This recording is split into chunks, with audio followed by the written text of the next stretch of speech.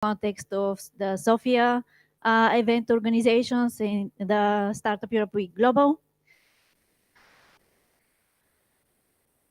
Startup Europe Week is an event that brings the ecosystem in the region level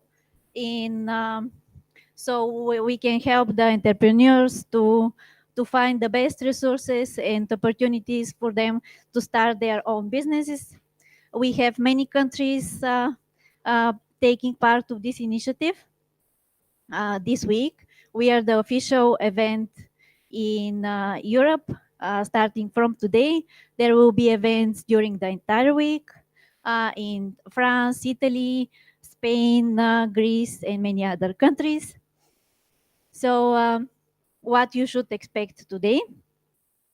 So we have prepared interesting panels. I hope they are going to be very helpful for all of them. We have people who represent government support programs, state support programs, and also successful startups, mentors. So I think it's going to be quite interesting. Just enjoy the show. And now we give the word to... Just before that, to thank to our sponsors, because thanks to them, we have our event here. So first, thank you to our host, Networking Premium Coworking, EIT Manufacturing Hub Bulgaria, Levenda Cleaning, Anet Photo, Heineken, Tatra Tea, Health in Box, Bilki, Devin, Flag, and Omai.TV. Thanks to our co-organizers, and enjoy the event. If you need anything, we are here all the day.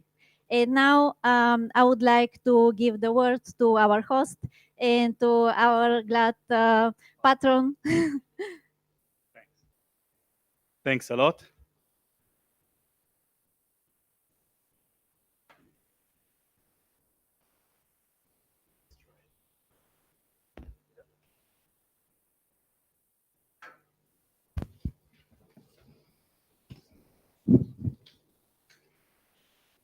Hi, hello. Welcome to our co-working space. My name is Emil Shikerjisky. I'm the founder of Networking Premium. I ask myself every day after the pandemic, what is the future of work? Is it home office going to be the standard, or maybe the more modern version of nomads work from anywhere, and we will not be relevant anymore? Anyway, every time I go up and end up with the same answer. It's not about where you work from, it's about what you're working on. And the standard of future work is work on anything you desired.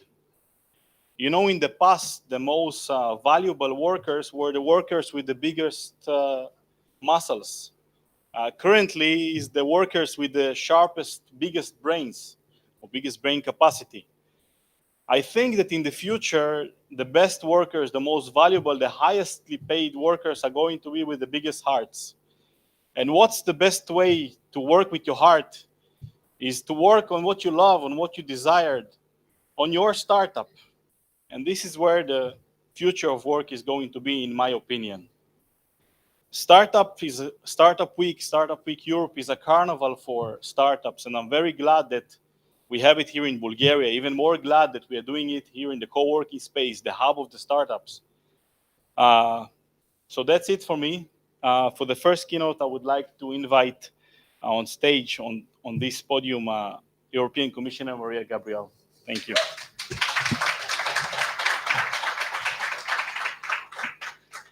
Thank you very much, and thank you very much for your strong message. I think we are all here not only to enjoy the space, but really to see how our community is growing. And that's my first message. I'm really, really very glad to see that now with the 6th edition of the Europe Startup Week, we can see that the community of innovators is growing. The community of innovators is becoming the heart of Europe. So thank you very much. First of all, dear Nadia, dear innovators, ladies and gentlemen, thank you very much for inviting me to open this 6th edition of Startup Europe Week. I'm delighted really to see how this week dedicated to startups across Europe is growing year after year. And it is a pleasure to address you in my home country at this occasion. I would like to particularly thank Nadia and the rest of the Bulgaria Innovation Forum. I see here some very familiar faces. Thank you very much for the excellent organization of this opening event. You know, since my appointment as Digital Commissioner in 2017, I have been a vocal supporter of Startup Europe Week. And now, as Commissioner for Innovation, I continue believing that is critical to connecting the dots and building a true pan-European innovation ecosystem. And this is indeed the final goal of Startup Europe Week. Because I think that we all agree innovation is crucial for the future of Europe and Bulgaria. And the key for success is creating local innovation ecosystems that will be interconnected afterwards.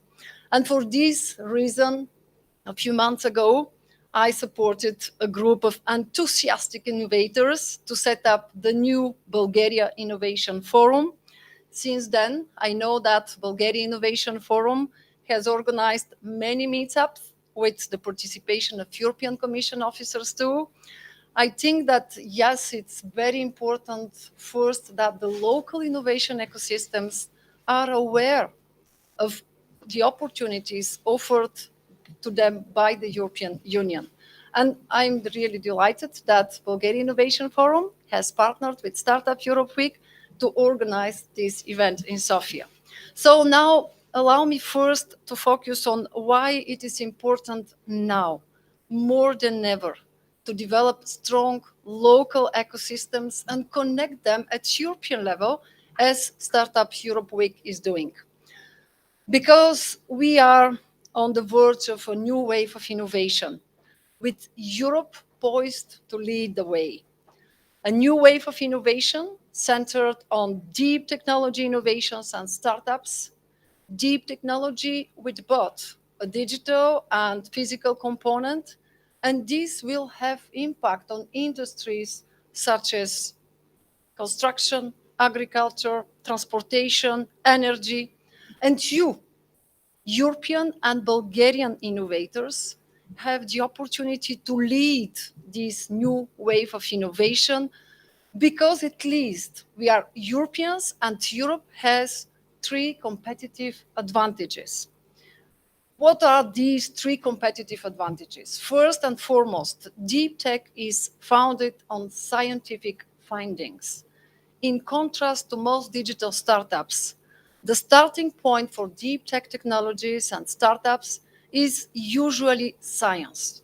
And Europe is a scientific powerhouse. And I think that it's a great chance that the same commissioner, for a first time in the history of the European Union, is responsible and for innovation and for science and research.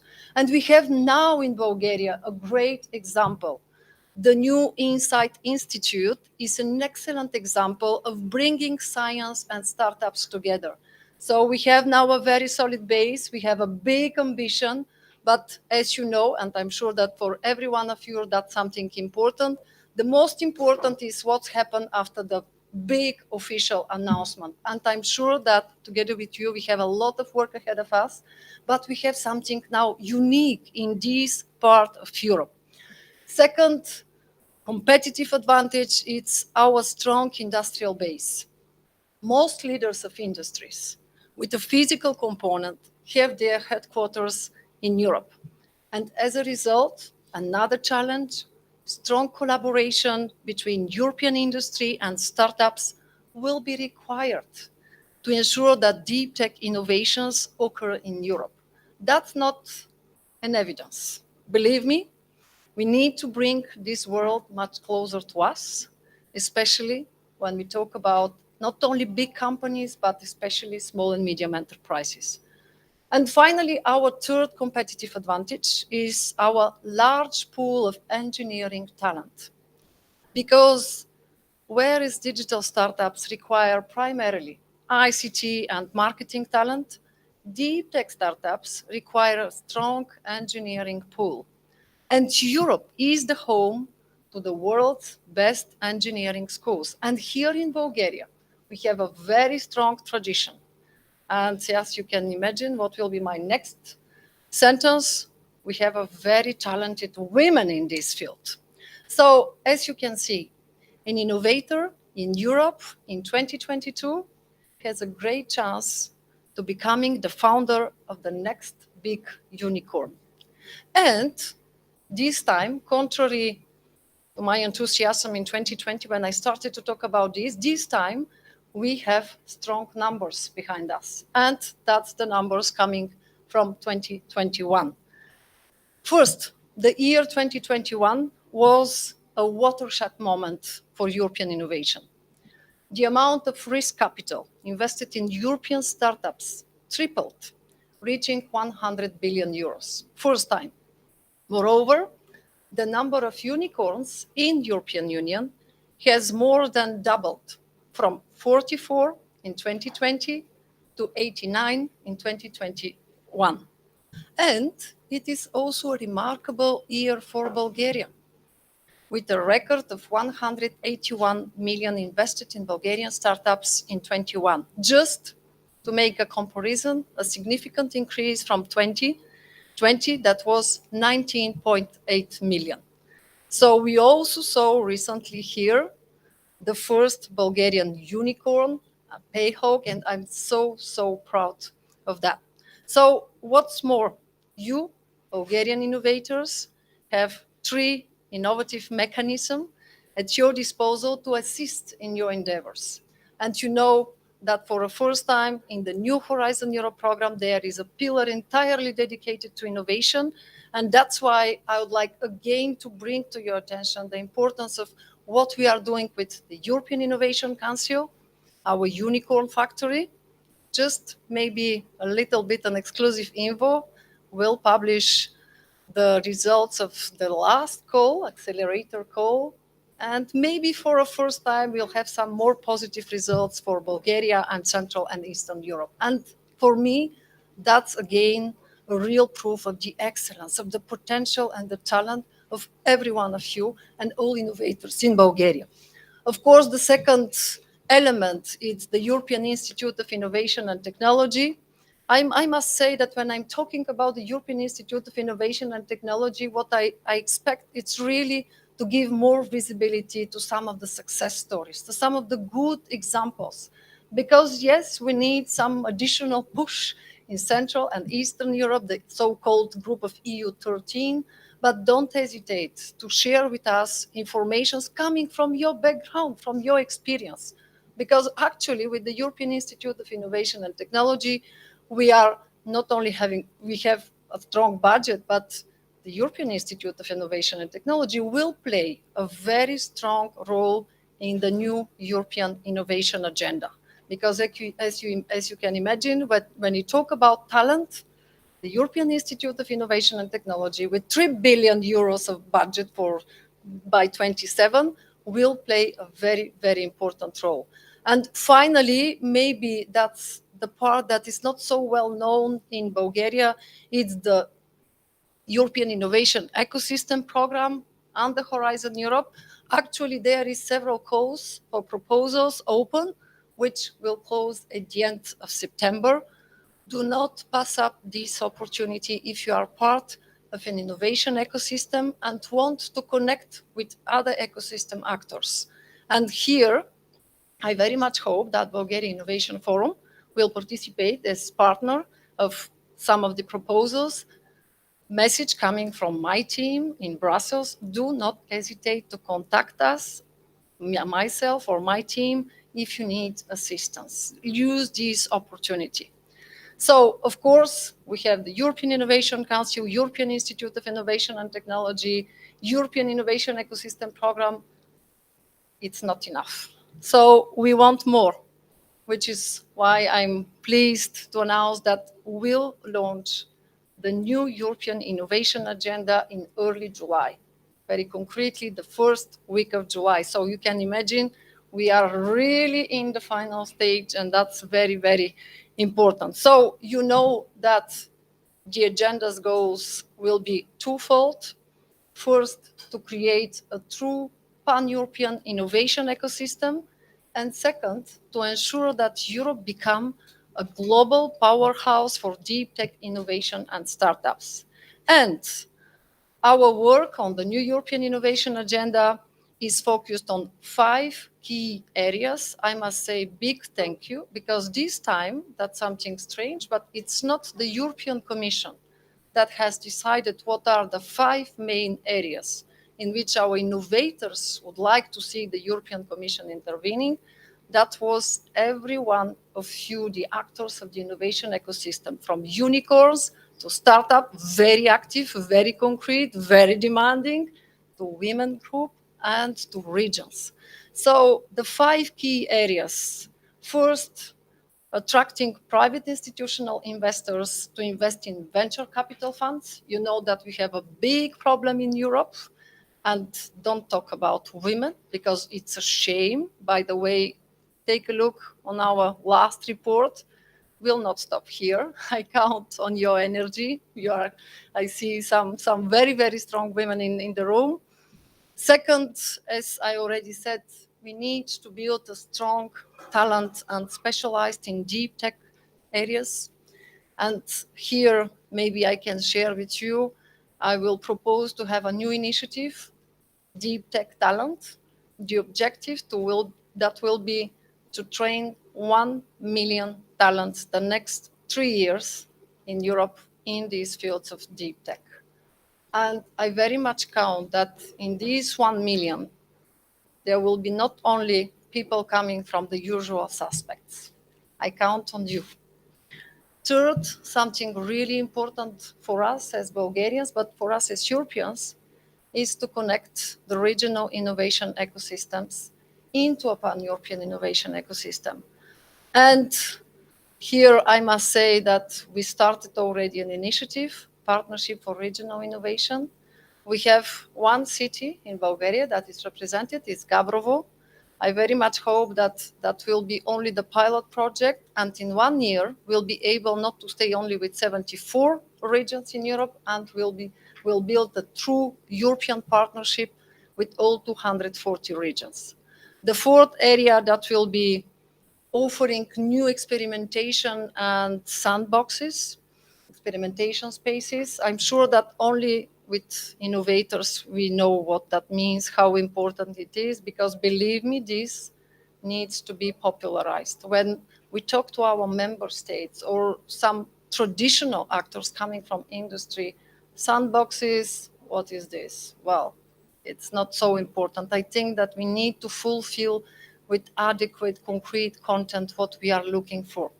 And finally, we would like to develop data-based evidence for innovative policy making. I know that sounds very European Commission, but we need this data, and we need to ensure that every one of you has access to this data. Do you know that even we don't have a common definition at European level what is this, a startup? And we need all this data. So as we build this European leadership on the new wave of innovation, for us what is really important is that this initiative reaches every corner of Europe. And here, again, we need some innovative ideas. It's good that we launched the partnerships for regional innovation. We need, for rural areas, much more examples for startup villages, for example. But it's true that we need to see and to make more visible the good examples, the positive success stories that are coming from Bulgaria and this part of Europe. So, final point, because maybe some are surprised in the room. No, we are working to ensure that women play an important role in this new wave of innovation. Here, you know, we have already initiatives like Women Tech EU, Girls Go Circular, and now the new Women Founders Group. I very much hope that this time, and I'm sure that for a lot of women it's something quite usual, unfortunately, will make a difference. This time the beautiful words how much wishes we have to unlock the potential of women will be transformed into concrete actions. And for me, it's clear that in the new European Innovation Agenda, we need something more for you and something with different pace, with different scale. So maybe I will stop here. As you can see, for us, it's really important events like yours. That's why even today it's a day of holiday in Brussels, but I said, no way, I have to be here. So I hope that what I really managed to do is to tell you, you have big supporters. I'm not alone.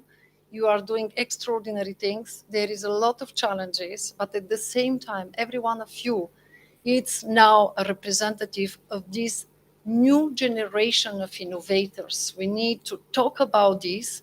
And because there is a new generation of innovators, every one of you, we are able to transform the challenges into opportunities, the difficulties into solutions, and above all, to affirm the strong driving force of Bulgaria in the new European leadership in the field of innovation. So thank you very much for your dedication, for your energy. Count on us. Thank you.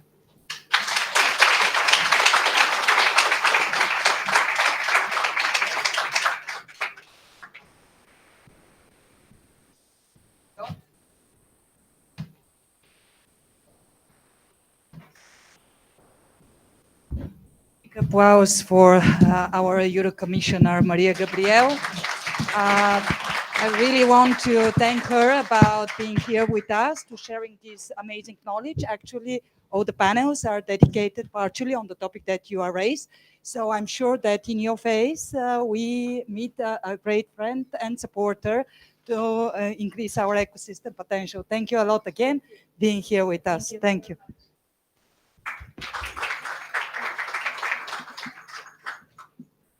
And now I would like to welcome on the stage the first panel with moderator Mariana Hamanova. So she can present the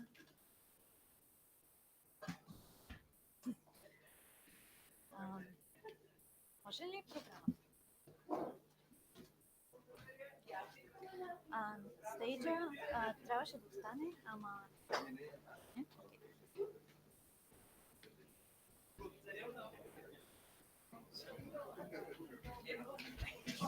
So I would like to welcome on the stage Mariana Hamanova, Mr. Bogdan Bogdanov, Director of Bulgarian Investment Agency,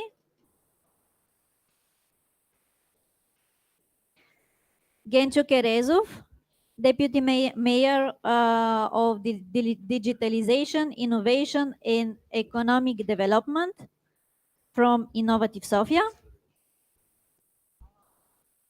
Kamen Slavov, Board Member of the Fund of the Funds, and Viktor Goussev, Head of Department, Invest Sofia. Or maybe he's coming. Hello, everyone. I will stand for a while. I don't like sitting on the stage. My name is Mariana Hamanova, and I'm Executive Director of Cleantech Bulgaria. And for me, it's a great pleasure that today we are here together, because I just remember over 10 years ago when we started with the initiatives of Cleantech Bulgaria in the field of governmental support to startups. There was almost nothing. So it was just like a nice word, a nice message to everyone. But actually in Bulgaria, it was just the beginning of this movement and extreme support that after years of working together, the government of Bulgaria through different programs, starting from national level, then going to local. Hello. To local initiatives and also to different sectors initiated. And for me, it's a real pleasure right now to have the opportunity to present in front of you what are these programs, how the Bulgarian government supports startups. I will just make a short, how to say, away from what Ms. Gabriel just said, because Cleantech Bulgaria, it's a hub manager of EAT manufacturing, EAT climate kick, and EAT food. So we work with the European Institute of Innovation and Technology already 7 years.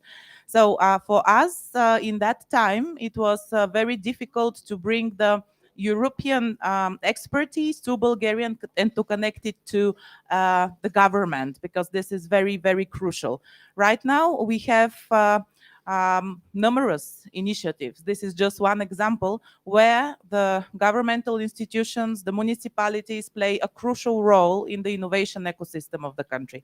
So for me, it's a double pleasure to be here, because seeing this happening, it's something that we actually wanted to see in the years, and it's you know, a realization of our work after all, and after all the efforts.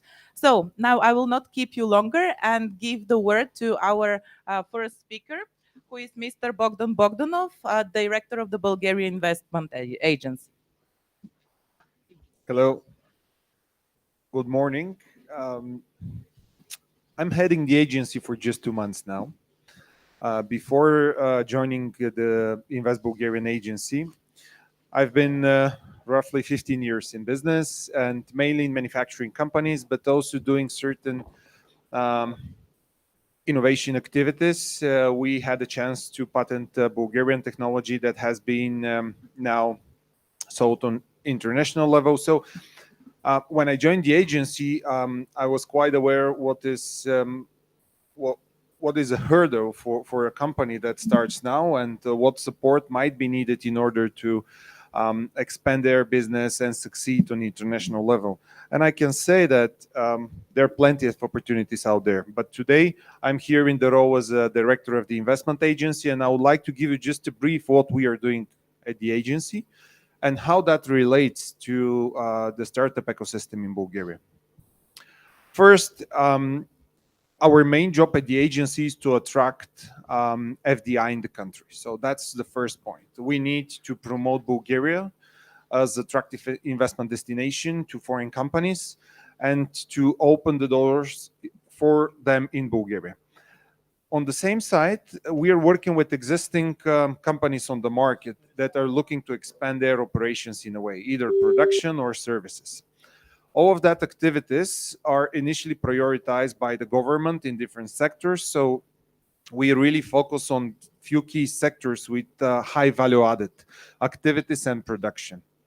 What we are doing at the moment at the agency is to transform some of the processes in order to create a one-stop solution for those investors that are coming in Bulgaria. But not only, what is really important in the current environment is to create the synergies between the existing ecosystem in Bulgaria, even the startups, companies that already operate in Bulgaria, but also the companies that are looking now to penetrate to our market. And it's a very good sign that there are already key sectors prioritized. Need to go back. So we have the automotive. I don't know, that's changing. But we have automotive, electronics, engineering, information technology, and biotech. Those are the main sectors which, I don't know why it's changing, but which has been prioritized by the government. Also, the ecosystem in Bulgaria is quite supportive in terms of R&D and development on those fields. And it helps to attract bigger investors, such as, for example, Google, Amazon, companies that initially told for Bulgaria just as some side activities, but now we have more and more discussions with those companies to open really high value added activities in Bulgaria. And the statistics are clear. We have really more than 650 startups in deep tech field. Also, at the same time, we are developing experts in Bulgaria with more than 63 research centers at the moment, also some independent software schools. That all helps to create the desired ecosystem, so that from one side we grow startups here, scale them up, but at the same time, we attract bigger players on the market that would like to be part of this ecosystem.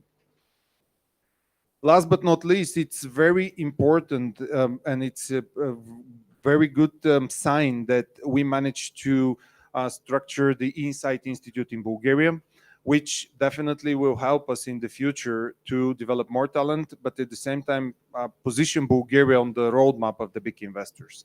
And what are the incentives of the investors that would like to come to Bulgaria, or they would like to expand their activities in Bulgaria if they're already present? There are three main requirements. Of course, you need to be in a priority sector. Second, you need to invest certain amount locally and hire the necessary talent in Bulgaria. At the same time, investors can get really benefits of positioning their activities in some sectors with higher than average unemployment rate. And that's also relevant to the Bulgarian companies that are looking to expand their activities. And maybe you cannot see it on the backside, but there are three main types of investors. And what we have is a set of different incentives that the government provides to those investors. They can start from, again, those are not just foreign investors in the country. Those could be companies that want to develop or expand in Bulgaria, Bulgarian companies. It could be a short administrative procedures, a very fast track process. Let's see how fast it could be, but most of the time we are really pushing to shorten the timing. Tender procedures. So if you're an investor in Bulgaria, you want to acquire a municipality or state-owned land, and you're classified as investor of one of those three types. There is also a fourth one on a municipality level. You can acquire the land without the tender on a lower than the market price. And there are a number of different incentives that can be granted. So just reach out to us at the agency. We'll be happy to give you more information, but also look into your specific project and idea so that we can guide you on what is the best that you can use as incentive measures. Thank you.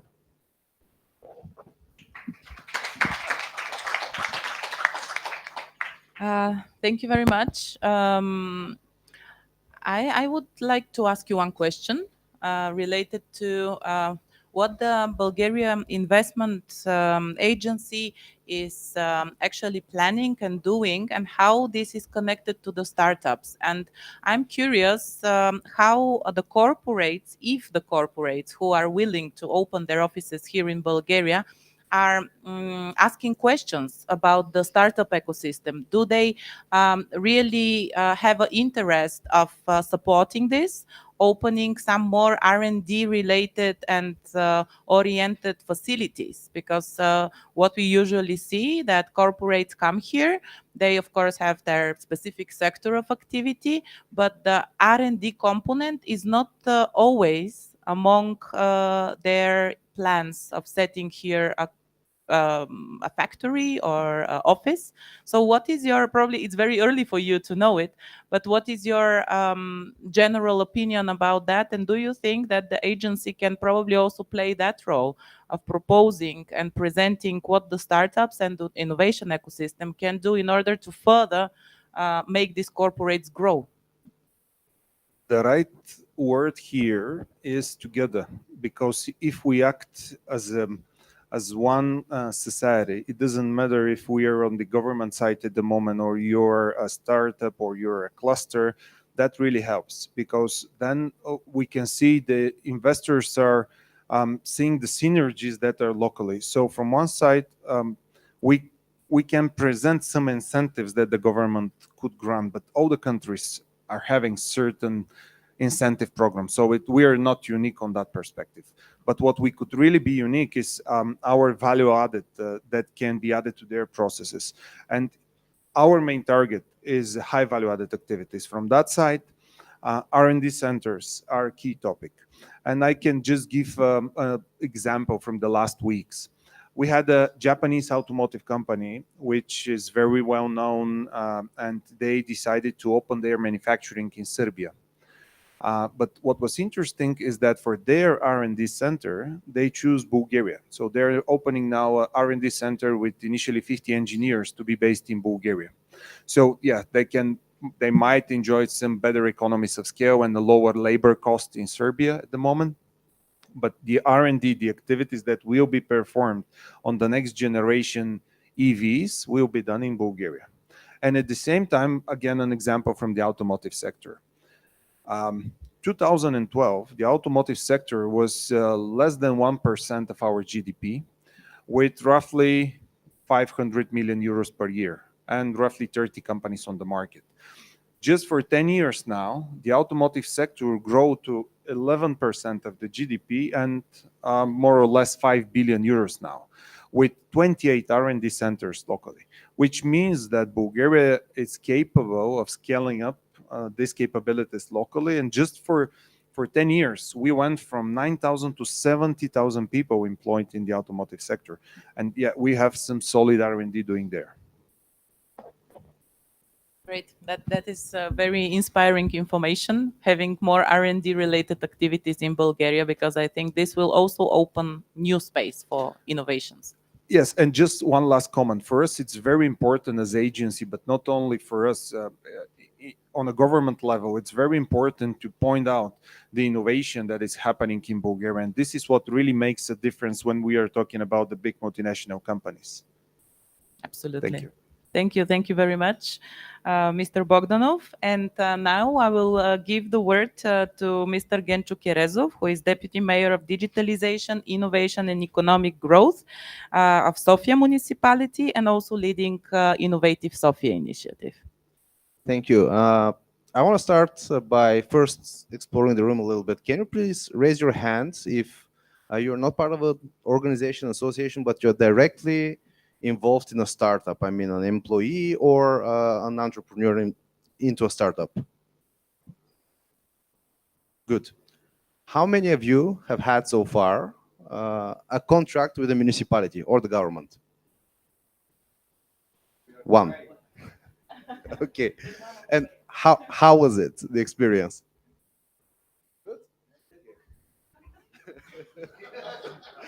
I can be a bit more convinced though. Why I'm asking this? Since 2020, there is a department in Sofia municipality with deputy mayor on digitalization, innovation, and economic development. So since 2020, also we have a strategy for digital transformation, and it works two ways. First is transforming the municipality digitally, and the other one is transforming the city. Now, the first part is it's not easy, but it's rather clear how we're going to do it. We need to amend legal processes. We need to amend operational processes. We need to amend how we service the citizens. I mean, rather clear. The second part, transforming the city, is not so clear. I mean, how do you transform the 14th largest city in Europe into a digital city, a smart city? So in that respect, we need a lot more help than we could. And this help actually comes from the business itself. We work a lot with associations of the business, with the outsourcing association, with the Bulgarian Startup Association, with networks like that. We try to be part of the most vivid city networks across Europe and the world. And so far it has been going good. But as we were developing all the strategic documents and the action plans on executing on them, we realized that startups and innovative companies don't really want to work with the government because it's hard, because there's a lot of administration, because transparency is sometimes an issue. So smart, innovative people that actually do well on the market are not very happy on working with the government. So we thought, okay, how do we turn this around? We need those kind of companies. We need these people to work with the city to make sure that we can transform it in a sustainable way. So we thought that maybe we should approach these businesses in a different way. Maybe we should get the best practices from the VC community and from the startup community and implement them. So we started a program called Sandbox for Innovation. It was very, what it is, it's an opportunity for a startup, for a starting technological company, to either create an MVP or to apply their technologies into an urban environment to solve some kind of an issue that the city has in order to make it better. We have a very limited budget, but still it is important to do, it is enough to create a pilot project, to validate a technology into a use case that is smart city related, and to make sure that this company gets a reference from a European capital and the 14th largest city. Now, it may not it's usually a small contract, as I said. It's a pilot project, but imagine what you can do with that afterwards. You can go to any major city in Europe or any city in Bulgaria and see, look, this is my use case. This is what I have done so far for the city. And now I can apply this at scale with you. Of course, for a startup, it will be hard to do it on their own. That's why you have investors. That's why you have other type of government support. But it's a step because the municipality can hardly invest that much cash-wise.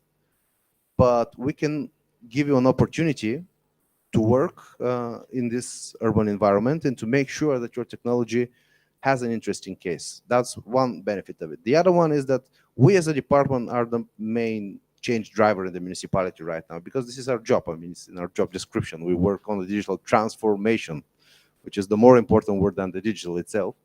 So we have also developed a methodology under which we can assess your project and your technology and not accept or decline it, but help you move it forward to be in a better level of preparedness in order to get implemented into a city. The methodology was developed by Deloitte, but with funding from the European Investment Bank, so we are quite happy with the result. So any startup that actually has a technology that they believe is applicable to an urban environment can contact us, and with my team you can sit down and discuss how we can figure out this technology to implement it into an urban environment. So this is one of our main focuses. We are working now on some other interesting initiatives in order to help gather all the information that there is on the market that can be useful for startup, actually together with Kamen. But we agreed that before we have a first draft, we will keep it kind of private. But I believe it will be probably one of the best examples of how municipal, government, financial institutions, and the business network can work together in order to develop actually a product that is very useful for the startup community. Thank you very much for sharing this with us, because actually I very much believe in that what you're doing will have a huge impact on the later stage of the startup development and on the validation of the solution. My question here would be, do you have any sectoral focus for the companies that you're supporting through the Innovative Sofia and the Sandbox initiative, and generally, is it only digital kind of solutions, or you also support, I know, urban mobility and other urban important topics? Any technology that is smart city related can be explored, or in terms of transforming an administration, which is the harder part. But any smart city topic is related: mobility, environment, air quality, anything that can improve the quality of life of people within the urban mobility. And most importantly, we are very sensitive with a topic called time. Time is the only resource that all of us have. Everything else that we have in our life is a function of time. Cash is a function of time. Skills is a function of time, of how we spend our time. So for me as a decision maker in a municipality, and I believe that's the case for any public decision maker, any solution that we implement that saves people time improves their quality of life. Thank you for that. And I will allow myself to share with you an experience that we had. Still, your department was not established at Sofia municipality, but it was in early 2018 when we did something similar to what you said, like validation of a urban mobility solution with, in that time, the company was called L-Joy Bikes. Now it's called Iconic One. Most probably the whole startup ecosystem knows it, because then they received funding from the venture funds, yeah, and so on and so on. But it's a great case to show how an initiative from one small working space in Varna has transformed into a validated solution on behalf of the municipality. Then we did a very small project just with 10 bikes in front of the National Historical Museum. And then we had L-Drive on board and some companies. We had some important, let's say, organizations on local level who supported it, besides the municipality as well, and Sofia Green, actually, in that time. And, you know, it was a key moment and a crucial moment for them, and for another 2 or 3 related businesses, like tourism in Vitusha, like small companies who are offering touristic roads.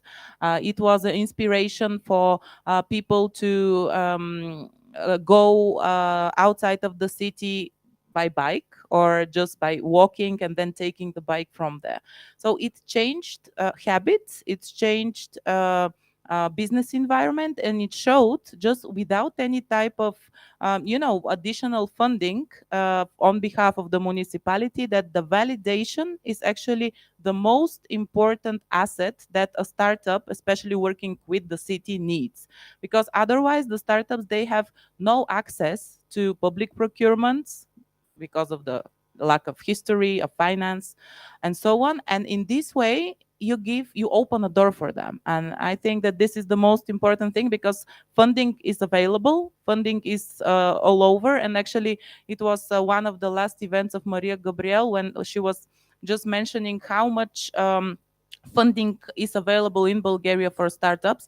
And we are really one among the first in Europe, like money available for startups. So I think that this is a good message to share also, because it's important to structure the process better in order to be able to get use of this money. Just one example, if you will allow me, from the sandbox. Last year, we created the first smart kindergarten, which is actually the largest kindergarten in Bulgaria.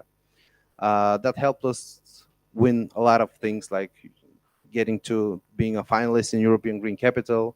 It helped us now with the application for getting Sofia into the 100 future carbon neutral and smart cities. And one of the companies that worked on that project, they developed a smart sensor for the air quality, but it was not the sensor part that was important. It was how it amends children and teachers' behavior, because it was a canary that is supposed to, that as the air quality drops, because the windows are closed and the CO2 levels rise, it's visually starts to get sick. So it's very comprehensible for kids that, okay, I'm not breathing the right air quality. And it's very important for the teachers to make sure that they open windows every once in a while. And it's very important for the headmaster, because now she can track who opens the windows or not, because there are rules for that. But a lot of teachers turned out don't really do it. We installed 20 devices into the kindergarten. 6 months later, this company got on 250 devices into an entire city in Bulgaria, and they have 1,000 more coming up, ordered by one of the telecoms in Bulgaria that actually took it off and want to sell it elsewhere. So this is just one example for one technology in the sandbox, and we're very much looking forward to for other such examples. So you're welcome. Thank you very much. This was also a great example, and we're looking forward to see more and more of these coming out from the sandbox. So now we go to our next speaker. It's a very direct, let's say, topic from the local level and municipality support to the national level. Mr. Kamen Slavov, who is from the Fund of Funds of Bulgaria, actually the biggest institution who is managing the financial instruments, and one of the directions is related to startup funds, VCs, and other supporting actions related to financial instruments to startups. So the floor is yours. Thank you. Hello, my name is Kamen Slavov from the Fund of Funds, and we like to support startups. Can I have the clicker, by the way?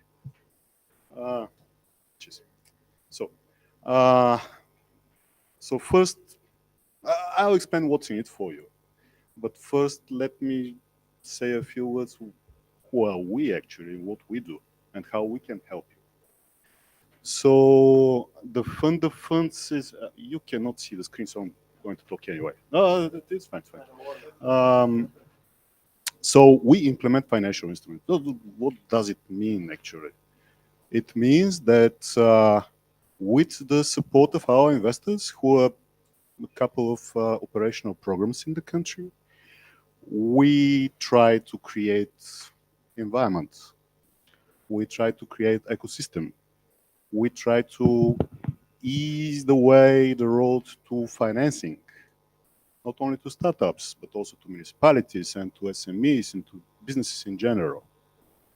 So currently we have something like, just show it to you. This is the American wedding blanket, which is our portfolio. Currently we have something like 20 products, and we work with close to 30 partners on the market, be it banks, fund managers, microfinance institutions, and so on and so forth. Oh, please. Now I feel embarrassed. So helping them to reach out to the market with products which are helping, which are supporting the startups and the businesses and the municipalities and like the final beneficiaries, as we call them in general, we are at least trying to change things. And hopefully we're doing so. Because currently, I may proudly say that about $1 billion level have been contracted with municipalities, startups, companies, so on forth. And there are close to 2,000 of them as of the end of March.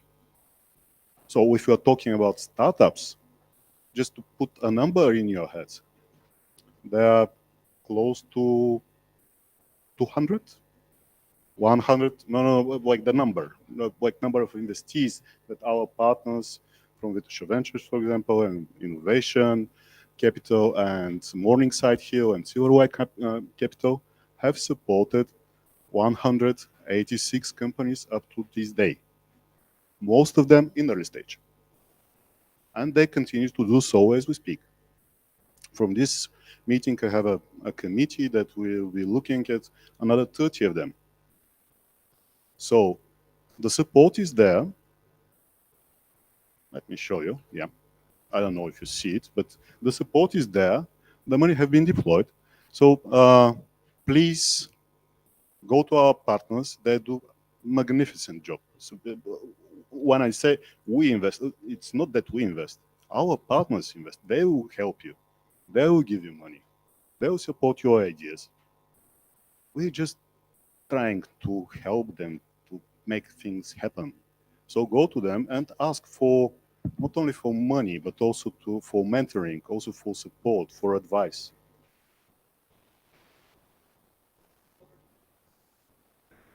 Yeah, sure. Why not? Of course. But there's more to that. It's not only money. I've been in finance for like 20 years. And what I learned is that a business venture or a project, irrelevant to in what area it is, it's not only about money or about cash flows or about processes and so on. It's also about, somebody mentioned heart. And somebody mentioned, let's do it together, a group. We call it togetherness. What we're trying to do in the fund of funds is actually to, apart from giving the money, which, okay, we give the money. Apart from giving the money, we try to create ecosystem, as we call it, togetherness, as I said. So if you imagine the fund of funds, we are sitting in the heart of a very interesting network. Banks, VC funds, a bunch of ministries, micro-lending institutions, IFIs, international finance institutions, I mean, like EIB, World Bank, EBRD, they're all our partners and so on and so forth. So what we are trying to pick up in a way is to create togetherness, to help the ecosystem together with our ecosystem. I can give you a few examples. At a certain point, we understood that in our portfolio there are about 20 fintechs. Some of them are could do business with banks, some of them could do business with leasing houses, and so on and so forth. On the other hand, the banks and the leasing houses are our clients as well. So why don't we connect them? So this is what we're doing currently. Just a simple thing. Why not connect one with the other? If the business runs, then it runs and everybody's happy. If not, we try it. Another example. Last week, we had a very, very good partnership with the Sofia University. We did startup event. Okay, a bunch of young people presented their ideas and so on and so forth. We introduced them to our fund managers. Thank you very much to our fund managers for participating in this event. It went perfectly well. Maybe some of them will receive support out of the student bench. Maybe they don't, they won't. But it's perfectly fine as well. But we've tried. Next thing that we are going to try is, for example, in the social entrepreneurship. We have a product currently which is called microfinancing, and there are more than 500 micro companies supported through micro loans. These are brick and mortar traditional small businesses and social entrepreneurs as well. So next thing we're going to try to do a similar thing with aspiring social entrepreneurs. And we're doing this with another university. So this way, and we truly believe that this is the way to go. This is the not big institution and the ivory tower and the big investor who spreads money like that. We're part of a whole. And I believe that, by we, I don't mean we, I mean we.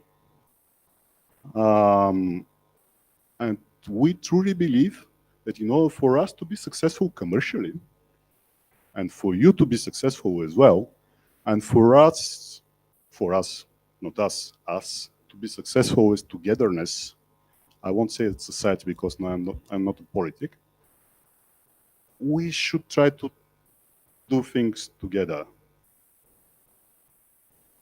And I hope that you help us. Thank you very much.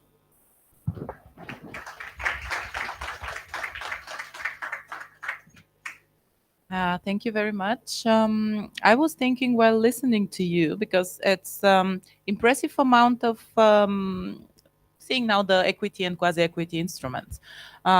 What is your? You can sit. I think it's. Please. Yeah, please don't leave us alone on the stage. Come back. I'm sorry for yeah. So my question is just like born like this while listening to you. Having these instruments on disposal, how do you, because now these funds are working for a couple of years already, and you for sure have some data, how they perform, what is the most needed financing for startups. I have my own impression from my background because we work with more technological companies, and there the needed support it's quite different than totally digital solution, for example. What is your impression about how these funds can complementary work together? Probably they do. I believe they do. And do you try also to a little bit more push them to invest in technology startups? Because I think that the so-called lifestyle solutions are a good thing to go, probably a fast profit one, but they're not bringing so big added value. You as fund of funds, do you have some kind of a motivational instrument, because it cannot be a direct one, to motivate them as well to invest in this, because a bigger part of the funding is European funds? True. There are so many things that I want to say that about. First, the current family of funds that we are running on the market is the so-called generalistic funds. So people do what they do. We have a fund manager who is very keen into tech and to fintech as well. So because they know the stuff, they do the stuff. We have other fund managers which are more inclined to do traditional, more okay, VC and traditional businesses, yeah, but more traditional stuff. So they do traditional stuff. So we firmly believe that our products will run efficiently and seamlessly as it gets if we let the market go as it goes. So trying to learn a fish to climb a tree, as they say, is always a mistake.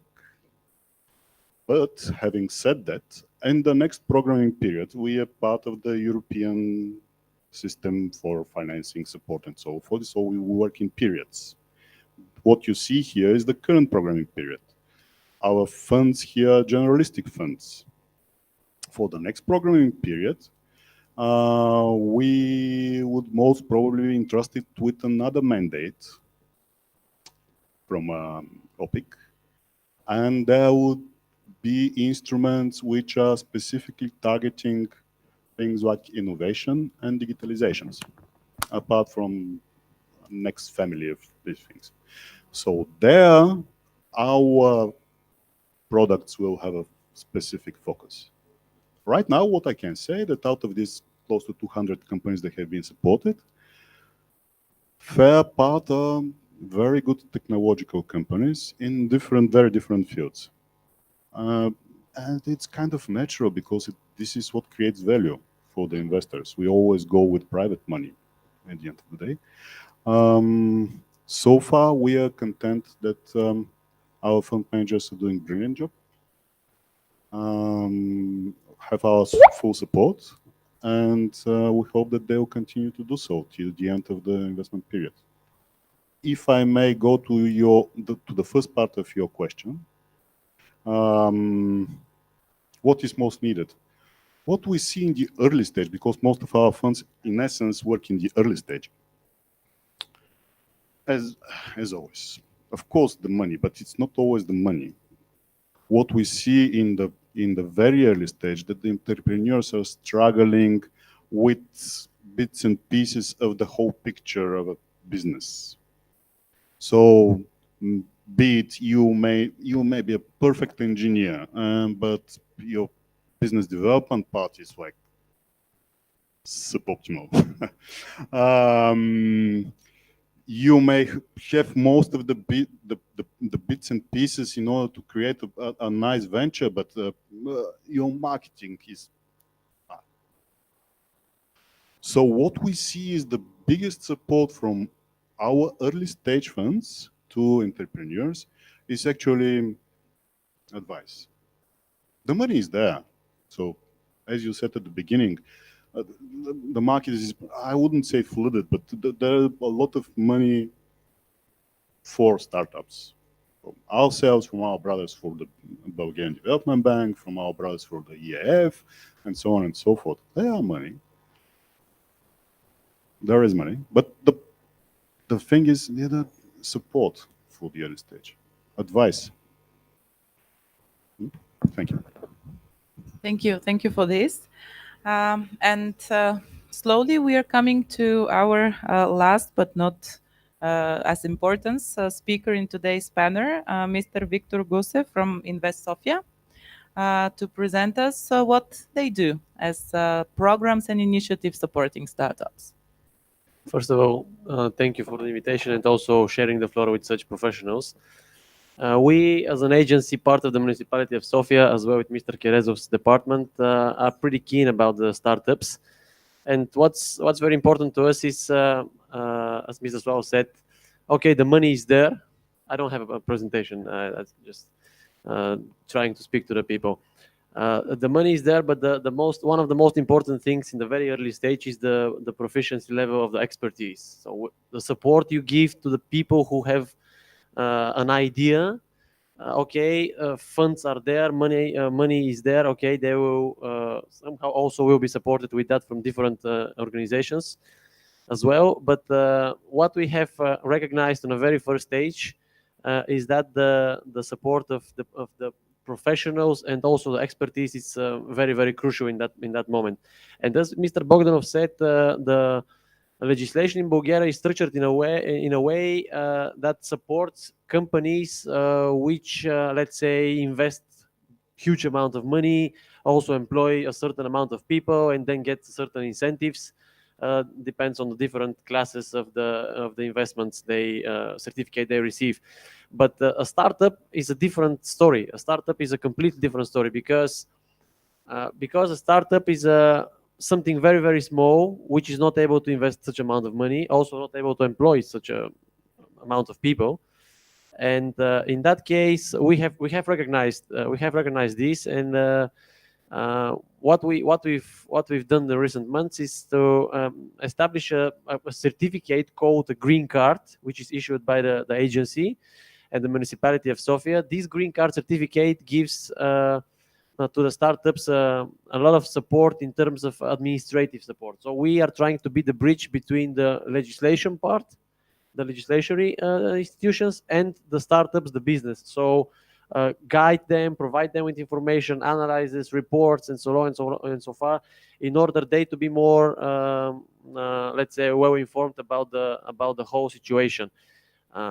That's on one hand. On the other hand, municipality of Sofia as well, with our agency, the Sofia Investment Agency, and with the Municipal Guarantee Fund for SMEs, as well with program Europe within the municipality of Sofia, we have created a program. It's called Accelerator Startup Sofia, which program is also, let's be honest, the main purpose of the municipality, the agency as well, which we are part of the municipality, also I believe the department of Mr. Kerezov, it's not to directly fund the startups, but to provide them with the support of the administrative support, also with the know-how, and also guide them between the different institutions, between the different funds, different opportunities for funding, and also for establishing the businesses. But on the other hand, as I said, we have this program, Accelerator Startup Sofia, which also provides a direct funds, money to startups. Of course, the budget is not that big due to the fact that the municipality, the recent years, the last 2 years, we have faced huge issues in terms of COVID pandemic, and the municipality of Sofia was heavily affected, unfortunately. So last year, unfortunately, the Accelerator Startup Sofia was not presented, but this year we are going to, and we have already restarted it. So that's on one hand, as I said, direct funds. On the other hand, the green card certificate, which is a support, and also very important when we have the kickoff event of the green card certificate. We have certified 4 companies. 2 of them were big companies with massive investments, 20+ million euros in the territory of the municipality of Sofia, and 2 of them were startups. The startups companies came, presented their idea, what are they doing, and what was immediately adopted by the mayor is that we have gave them a pilot project in order they to implement their products, their services within some structures of the municipality where these products are applicable. And one of the companies is having a software app for minimizing, let's say, the electricity bills, trying to make them more efficient and more stable, let's say. And during these periods where we face a huge increasement of the price of the electricity, that's very helpful. And we have implemented that project in a certain kindergartens, as Mr. Kerezov said, as well with his sandbox, and also to some schools, in order we as a municipality to see whether this product is suitable for us or not. But on this very early stage, to this startup is very important, because you are acting as a client to the startup. So you are providing the startup some field where they can show whether their product works or not, and also this is paid, because let's say they have this product, these services, this platform, where they say, okay, we are going to apply it in a certain kindergarten. It will cost you this and that. But that's very important at that very early stage, because the rising up the clients and also showing to the people that your product works is also really good certificate and approval that when the municipality is one of your clients and municipality says, okay, this product works, this software works, and we have decreased the bill of the kindergarten by 20%, only because we have optimized the electricity by using your services. It's a good, I would say, proof of how to say it, of success. So that's what we do. We are trying to be there. Of course, we also do some, I would say, small minor things, as we are able to provide some space in our office, which is, I would say, modern and new, to very early stage startups where they can just sit and develop their products, of course, free of charge. Also, as I said, expertise and proficiency, know-how, and also in the deep water of the administration. When you establish a startup, let's say, or establish a company, it's also pretty stressful, I would say. Even for the young people, most of the startup owners, let's say, are young and unexperienced people. So in the deep sea of the administration, to have somebody who is guiding you and telling you, look, you have this to do, this and that and this and that, this procedure is needed in order you to be more successful, and so long and so far. So in the legislation part of the whole story, it's also a good support. And as Mr. Slavov said, support is the crucial word here, in my understandings, because money is there. We know that banks, funds, VC funds, and so long and so far, but also expertise. It's very crucial. Yeah. Absolutely. Thank you for this. I think that we are all aware of what and how many bottlenecks there are in the establishment and the first steps of one startup. And I would say that this feedback on the client side, it's the most important one. And even, it's a tough one, because the municipality is looking from different points of view. So you can say and give a different feedback from the point of view of a more generalistic customer, not a building owner only. And this is really important. I believe that we should probably announce more initiatives like this, or just to make them more accessible to people, because probably now, due to the pandemic, I think that the information flow was a little bit broken between the various follow-up and connecting activities between the different instruments. And I think that for the startups, this is crucial. There are a lot of companies who are coming also to us and asking, I'm on this stage, I have this issue, I'm working in that sector. Who do you think would be the first organization, person, or like a public authority that I can contact? And even if I'm in this field over 10 years, even now I heard things that I didn't know, which is strange, because it's I'm trying to follow almost everything. It's even difficult for me. I understand that it's for a startup, it's absolutely impossible to do so. That's why I think that one thing that Ms. Gabriel mentioned about the Bulgarian Innovation Forum initiative is something that we established just 2 months ago. And now I wanted to use also the floor today to tell you and to the audience, actually the willingness and our mission is to be a one-stop shop for information, mainly for the different existing ecosystem solutions. And I think that this is very needed for Bulgaria, because almost everything is out there, from education in schools till after that early stage, later stage solutions, advisory, mentorship. It is there. There are organizations working in this field for many, many years, but somehow it's very hard for a startup to find first from where to start, and then to follow the whole cycle. That's why I'm bringing this to the audience, also because I see here a couple of the steering committee members of the Bulgarian Innovation Forum. Please turn to us with your requests. We can really try to bring this under one hat. Probably in 1 or 2 months there will be also a website of the BIF already opened and working, and all these initiatives will be good to be published there. Because besides your own websites, I think that one place for startup innovation and technologies will be a great added value for Bulgaria. And I think that this was a very good closing remark to this session. Of course, if our speakers would like to add something more, if there are questions.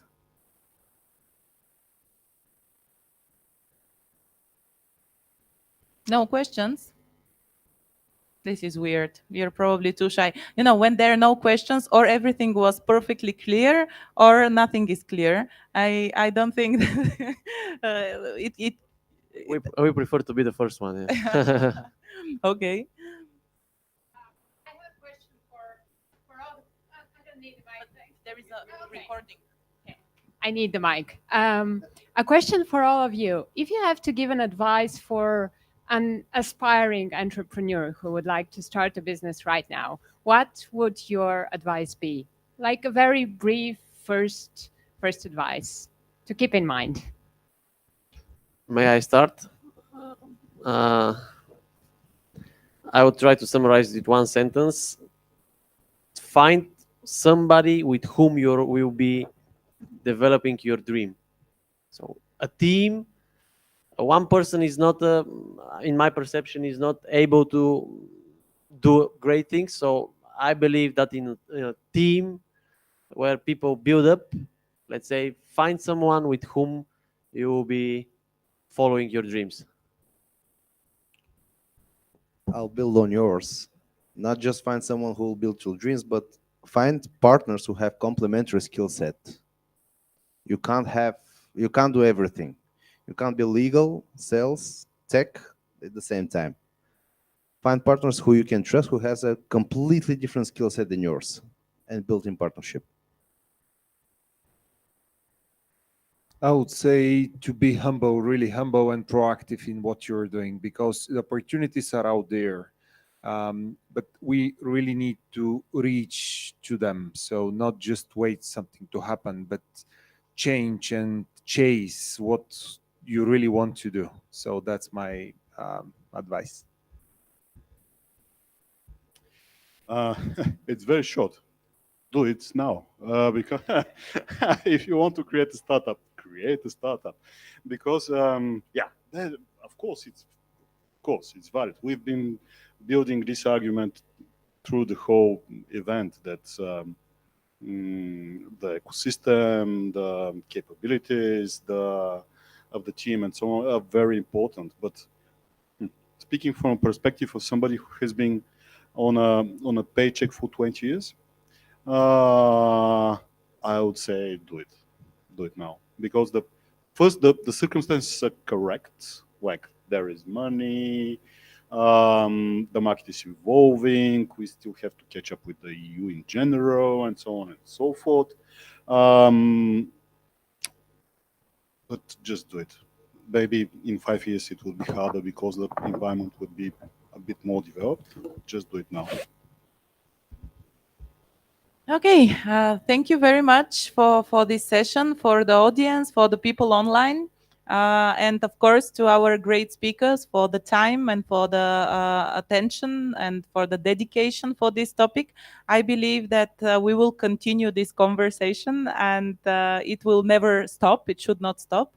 So have a further nice conference with the next panels, and see you soon.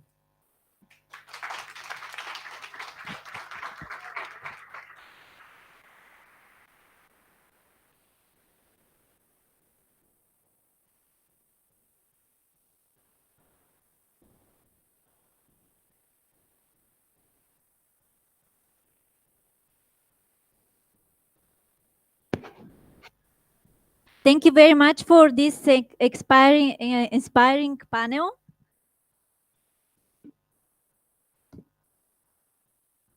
I would like to say for those who have friends that are not here, the event is online in Startup Europe Week LinkedIn page, Startup Europe Week Facebook page, and SU 2022 Sofia. So you can let them know. And now I'm happy to invite on the stage the next panel discussion with moderator Kristina Eskenazi and speakers Desi Manova from the American University with the Elevate AUBG program, Technical University of Bulgaria of Sofia with Professor Georgi Todorov, SFAM with Nicola Magnetti, Code Coda with Mr. Dr. Andreas Meyer, Junior Achievement Bulgaria with Beyond, Irina Ilieva, and BBI Cambridge with Juan Garcia online. Thank you, Nadia. Let's take a seat. This one is not working. Right now? Okay, thank you. Okay.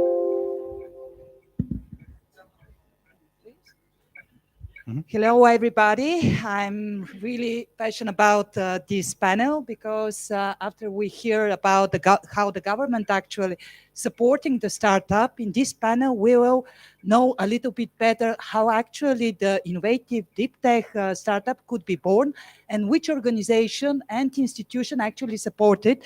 For me, it's a great honor to be here. Of course, we are covering a lot of topics, but among of them, we'll share of those interesting inspirational speech coming from Mariya Gabriel that actually point us as a goal to create as much as it possible deep tech startups. She mentioned 1 billion in 1 million in 5 years. I hope that we will contribute most of them. So it is a great pleasure for me to say hi to our amazing guest. And we'll start the panel discussion with Mr. Nicolas Magnetti from SFAM. And Mr. Magnetti, the stage is yours. Please share more about your organization and how actually you're supporting the startups. So thank you very much. And thank you very much to the organization for the nice meeting and the invitation. Thank you. And so maybe you noticed that I have a French accent, and it is because I work for International La Francophonie, which is an international organization, and from which Bulgaria belongs to now 30 years ago.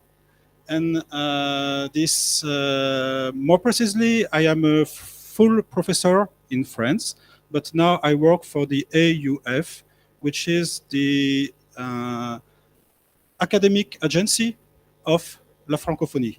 And so this is, I think, the biggest alliance of university in the world, because we have more than 1,000 universities members in more than 120 different countries. And this AUF created with Bulgaria 30 years ago SFAM, an institute which is now called SFAM, which was IFAG before, and which is now SFAM, and which is the specialized establishment of La Francophonie for administration and management. And the idea is to propose here in Sofia, here in Bulgaria, master degree programs from French and Belgian universities.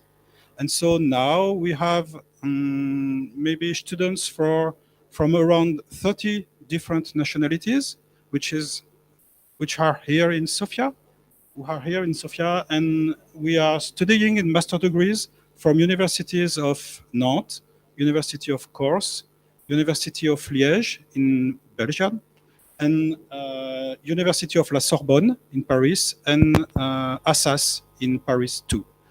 And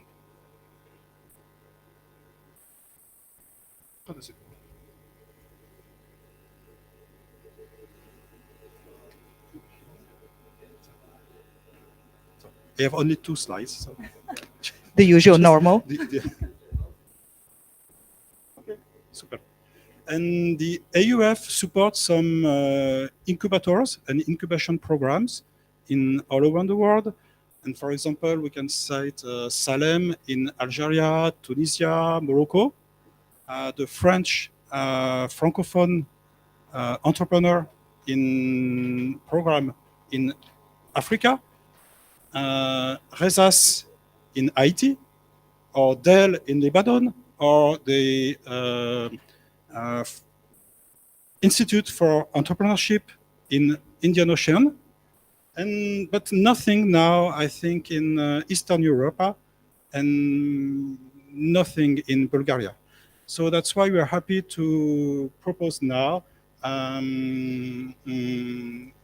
this autumn a pre-incubation program, which is called Passport for Entrepreneurship, and which is a 6-month-long residence for a student or for a group of students who have an idea and who have to work on it in a protected environment. And so we propose this residence with some half days of training and contacts with the experts from the university's member in the whole world, and some contacts here with the ecosystem, and in particular with La French Tech, which is the French startups organization. So that's all. Thank you very much. Thank you a lot.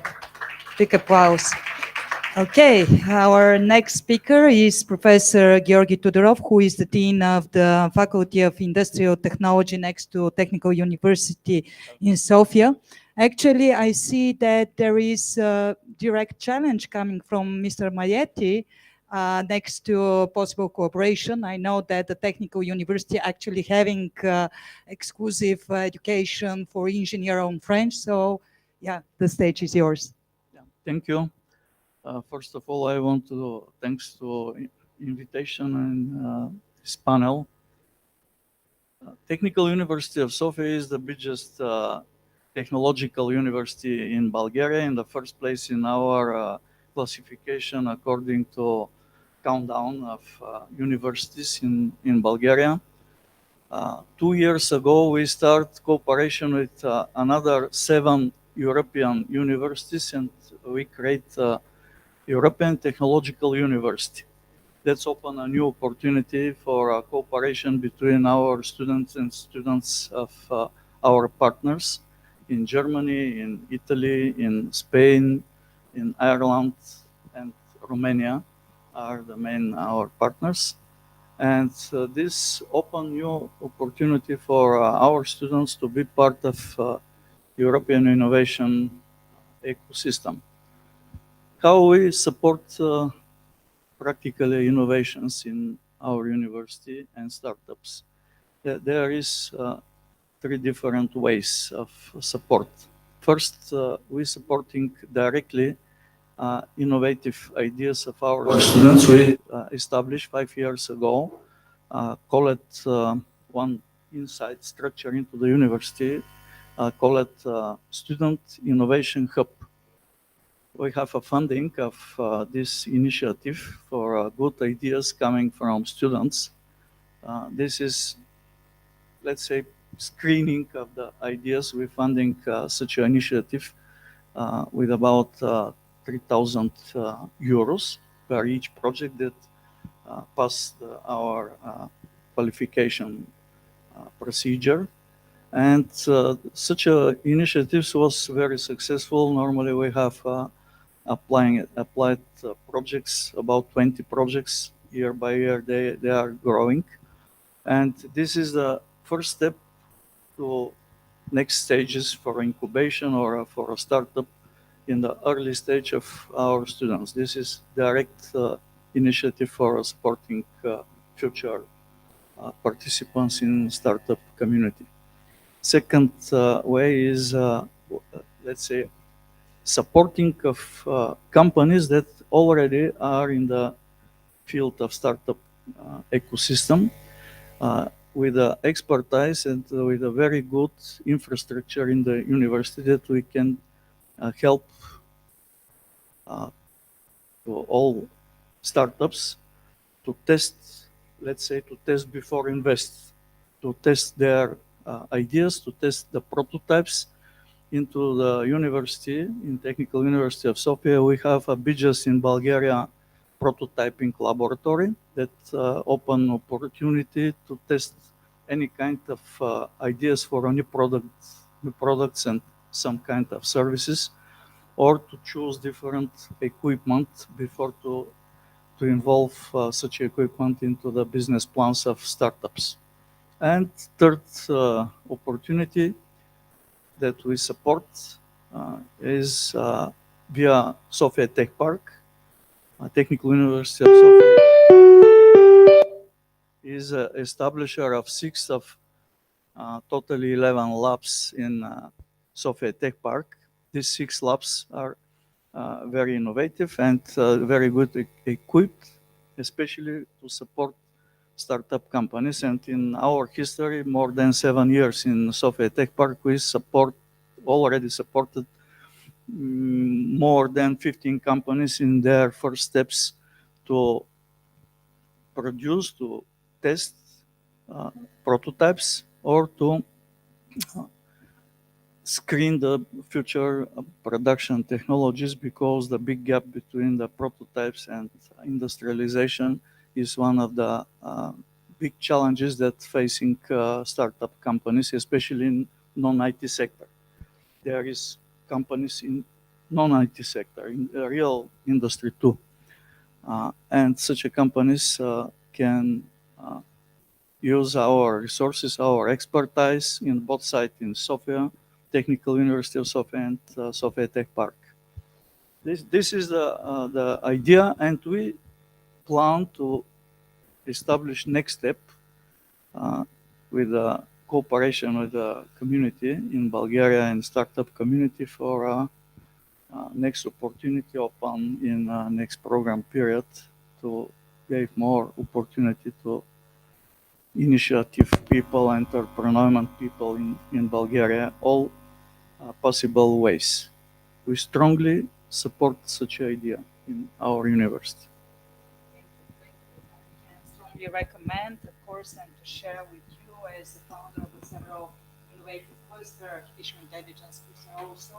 Our cooperation with the technical university is really good example that actually the business, the ecosystem, and university can gathering together in order to produce innovation and to support the startups. Later on, of course, I will ask during the discussion part Professor Todorov about this opportunities and specific program such as the artificial intelligence program, the first one actually in Bulgaria, gathering together expertise from 5 Bulgarian university plus ecosystem. So it's amazing example. Okay, so on the stage for me it's a great pleasure to invite Dr. Andreas Meyer from CodeCoda. Hi, I'll come over to you. Great. I'll come over to you. Yeah. So I don't want to bore you too long. I think there should be a slide. Okay. No. Okay, I can do without. Okay. Either way, not much to say here. I'm in the startup space, actually having founded several startups over the past 30 years. Currently with my company CodeCoda, we're based in Plovdiv. We're mainly supporting startups all over Europe, all over the world, in deploying their first MVPs, so practically doing the first steps in the digital space. We do have, frankly, one upcoming unicorn. Okay. Cool. Hey, that's me. Cool. One upcoming unicorn in our portfolio. So don't think because somebody says, talks about unicorns that it's so simple to become a unicorn. it actually takes a lot of work, a lot of dedication, a lot of personal involvement. Yeah, I'm looking forward to the panel. I don't want to bore you to death at the moment and want to get the panel really working. And back to you, Kristina. Thank you. Okay, thank you. Thank you a lot. Okay, on the stage, I want to invite Irina Iliev from Bulgaria to share about the program, and again, a fantastic know-how coming from them. Hi, Irina. Hi. So I'm representing today our NGO, Junior Achievement Bulgaria, but also our spin-off company, The Edge Research and Development, and our pre-accelerator Beyond. And I think we're kind of a strange animal in this panel, but also in the panels in today's conference. So I will take some time to show our slides if they're on screen. If they're not, I can do without them too.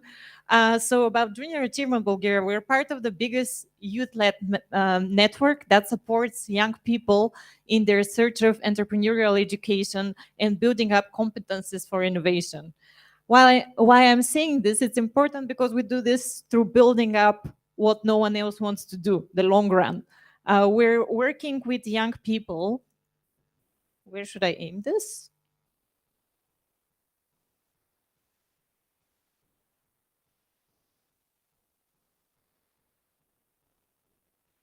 So it's okay. So we're working with young people from all age groups. So we start very early. And it's never too early to start. This is a discussion we had early on today during coffee break.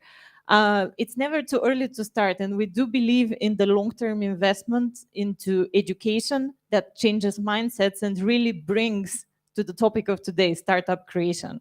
So in Bulgaria, we have been existing for over 24 years now, which makes us one of the oldest NGOs, but we have also faced a lot of transformation. Our organization on the global scale exists for already 103 years, and we exist for 24. And in order to teach young people how to be innovative, we have to innovate ourselves. So this is why a few years ago, we reinvented our model, and we thought what we can do better to get out of the theoretical space and really push startups to be created. Not only to test the ground, not only to have some kind of educational experience that leads nowhere, but what we can do better in order to achieve change. This doesn't work, but it's okay. So basically, we did a small calculation. For 24 years, through our work with partners that are really varying across sectors, we managed to bring into the Bulgarian ecosystem more than 25 million leva financial investment through various educational programs. And it might not seem that big of a number when we had the previous panel on government support, but it's actually a very important number because this really goes towards the end user. And those are the people we're working for, the people-centric approach. We really aim to invest in the young people who are going to change our environment. And this is a long-term investment. So it's not bringing short wins, but it's really worth in the long run. So we cannot do this alone. I mean, we're part of an ecosystem. Everybody has been talking about this so far in the panels. We're going to continue to talk about this until the end of the day, I'm sure. It's one of the reasons why we're part of the steering committee of the Bulgarian Innovation Forum. It's one of the reasons why we have still been existing for 24 years in Bulgaria, despite this not being the easiest ecosystem for an NGO to exist, I would say. So we have been doing this with the support of our partners. And our partners are really various institutions, both ministries and corporates alike. We're also recently partnering very actively with the VC ecosystem here in Bulgaria because it's important when we're working with startups to really push them and give them the opportunity to present their ideas to relevant stakeholders. And I'm not gonna really go through the whole process we went through, but we built on our experience working with universities through the JA Startup Program and the setting up of this master degree you can see here on that slide. And I myself, I'm not gonna mention how many years back, participated in one of those first programs. But we realized that we really need to take our partnerships with universities further, and I'm glad that we're sharing this panel because we work with the Sofia Technical University as well. So we created a model that we believe can bridge this gap. We've created the Beyond Pre-Acceleration program. And what is a pre-accelerator, you may ask? I received this question yesterday from an innovator from the Scandinavian ecosystem. Well, a pre-accelerator is something that we saw missing in our ecosystem. It's a program for the early stage startups, for the first-time founders who are looking for their partners that can bring them value. It's a program that supports the early stage of startup creation and empowers actual created startups to pitch better in front of VCs, to present themselves better, but not only, to really create a minimal viable product at the end of this program. So it has an educational component, but it also has a startup creation component as well. And we see the results. Actually, after only 3 years of the operation of this program, we already have more than 33 startups, 11 of which are in the digital health and innovation space. Around 7 of them, I don't have my notes here, but around 7 of them are into sustainable development and circular economy solutions, and the rest of them are all around different types of technical solutions to real-time problems that are facing our communities. So we're really glad that 4 out of them, thanks to our successful partnerships, already received some pre-seed funding, which is a very good track record for really early stage startups.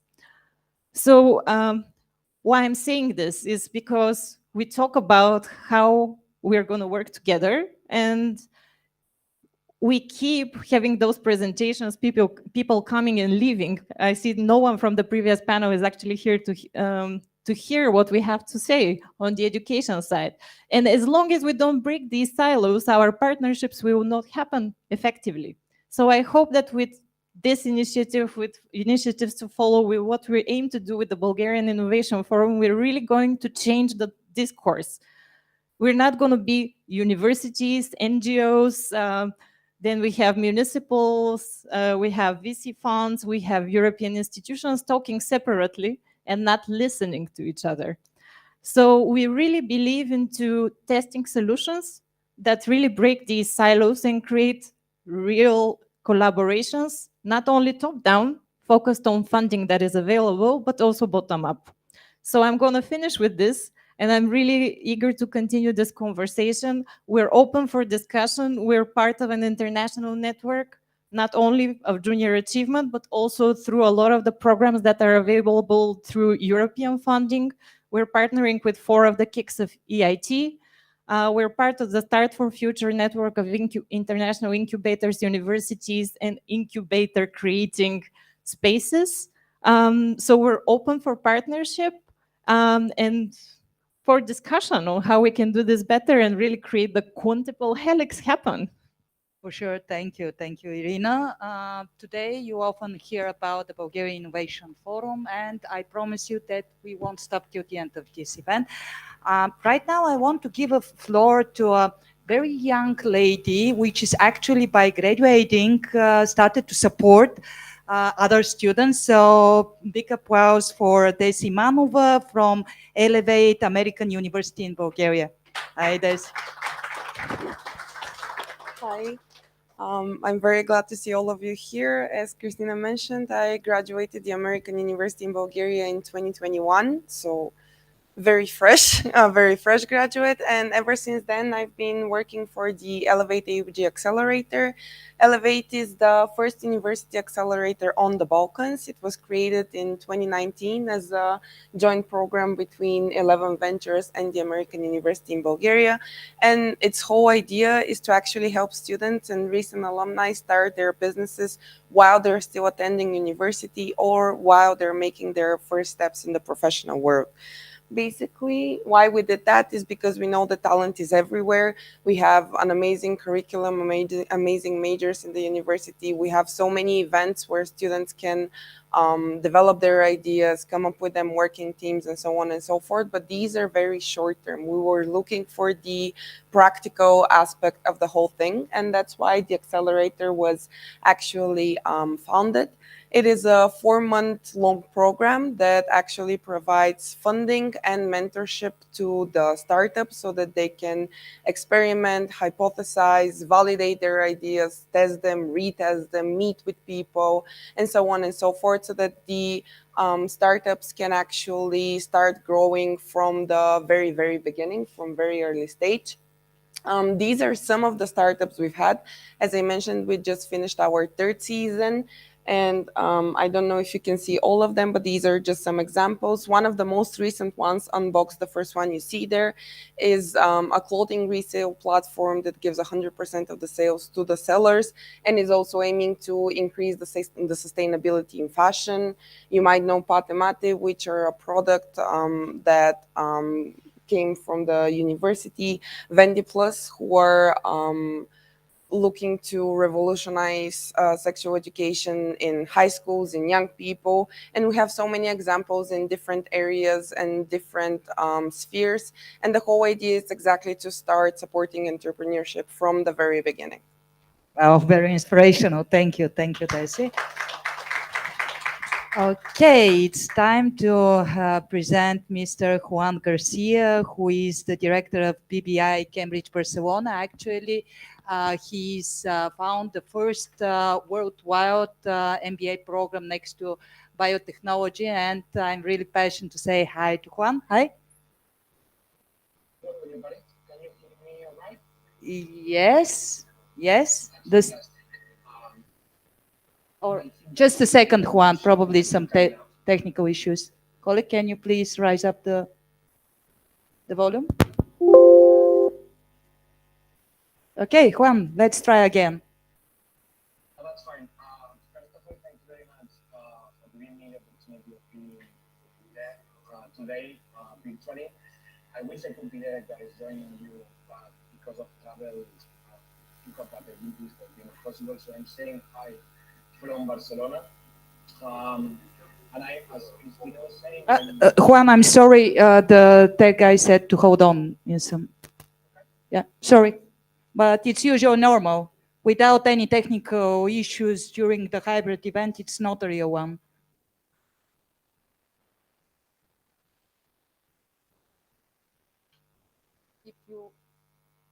If you want to, we can switch on him later on, or it's okay now.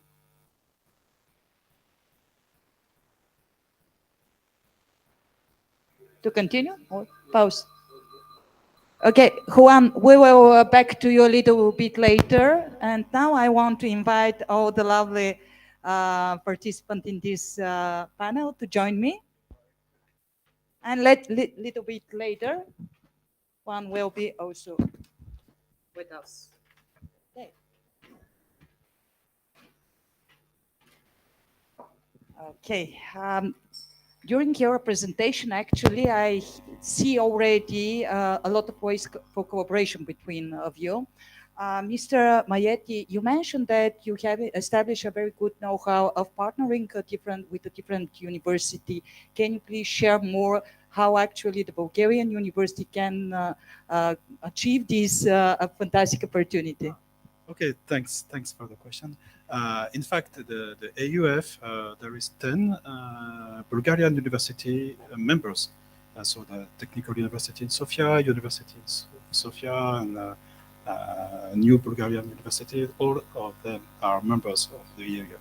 So we are working together to construct more deep programs and exchange for students and for professors too. From your point of view, is how actually you support the connection between the business and people in academia, because this will be one of the major topics among our discussion. Maybe it's a difficult question, and we have no clear response at this moment. But AUF begins a strategy about employability. And we open CEF, which is Center of Employability for French speaking, for Francophonie, and just a few months ago. And we work on on different programs to up the level of employability of our students, but it's sure that creating our entrepreneurship is one way of sustaining the employability of students. Okay, thank you.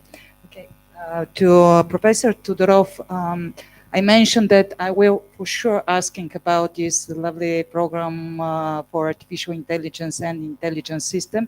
And one of the things that I'm sure that for our audience will be interesting to understand is that actually you manage to start cooperate next to this program with companies like Bosch Engineering Center in Sofia, but also this program is actually a project coming of 5 university gathering, sitting, working together, very interesting model. So I'm asking you to share more about this very interesting know-how.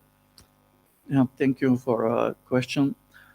Yes, we start from this academic year, the new program, Smart System and Artificial Intelligence, in cooperation with 5 universities. The leading university is Technical University of Sofia. There is participation of University of Chemical and Metallurgy in Sofia and the Technical University of Gabrovo and University of Russia. And Mining and Geology University in Sofia. All participants, we decide to establish such a program to cooperate our resources, because such a programs with similar names exist in the academic environment in Bulgaria. But we think that this is a responsibility to start a real artificial bachelor program in artificial intelligence bachelor program. That's why we start a little bit later, not on the first step like other more small universities in Bulgaria, but we cooperate the best our capacity, our expertise in this program, and the program was immediately recognized by Bosch Engineering Center in Sofia. They already have about 300 employers, and they plan to enlarge capacity very fast. And one of the focuses in their vision is artificial intelligence in field of autonomous mobility. That's why we start with them special model into the program that will open new opportunity for training of our students, more focused to the real demand of, in that case, for Bosch, but many other companies have a good interest to start cooperate in this program. But this program is not closed just to the big companies like international companies, Bosch or others. We focus creativity of our students, and we will open, as I already mentioned, our innovation hub to open opportunity to test new ideas, to screen new ideas for applications on the base of artificial intelligence or smart systems that will provide candidates for a startup ecosystem in Bulgaria. We're not closed just to the international companies. Yeah, it's fantastic. Thank you. Next to Irina, you have a long term of experience by working with universities all over the country, actually. So I'm curious, can you please share what are the challenges or possible opportunities to gather in closer relationship with the universities? Well, we tend to focus on the future. So we tend to focus on a few steps from now. Since we're an organization which is established with the model to innovate, we're taking up the approach of companies. You know, corporations worldwide now hire futurists to predict the future, to foresee what are the next few steps. And we do believe that education shouldn't be lagging behind. We should also think 2-3 steps ahead to think what are the skills for the future that education needs to incentivize, to provide students with the opportunity to learn effectively. And we've seen different things that have worked well in the past in terms of partnerships with universities. I'm going to share a story, which is a very personal story. I mentioned to you earlier that I participated in one of the startup programs of junior achievement at the university I was currently studying at in Varna. I had great enthusiasm as a young person who wants to do new things. So I went to one of my teaching assistants and I said, well, we cannot study economics and not have an entrepreneurship model. She said, well, why not? She convinced the rector, and that's how the university for the first time started working with junior achievement. As a result, I wrote my bachelor thesis on this topic, and many years later, I found out that not only the university introduced entrepreneurship as a subject, but they started collaborating with Junior Achievement so much that they established their own acceleration program. And we continue working together now on various European initiatives that aim to bring bottom-up approaches, including some solutions that are related to urban mobility, because I heard some of those topics mentioned earlier in Varna and the Northeast region. Of course, we see a lot of opportunities. Now there's going to be a bigger push for innovations to happen not only in Sofia, but outside of Sofia. And we have a good track record with working with local ecosystems outside of Sofia as well.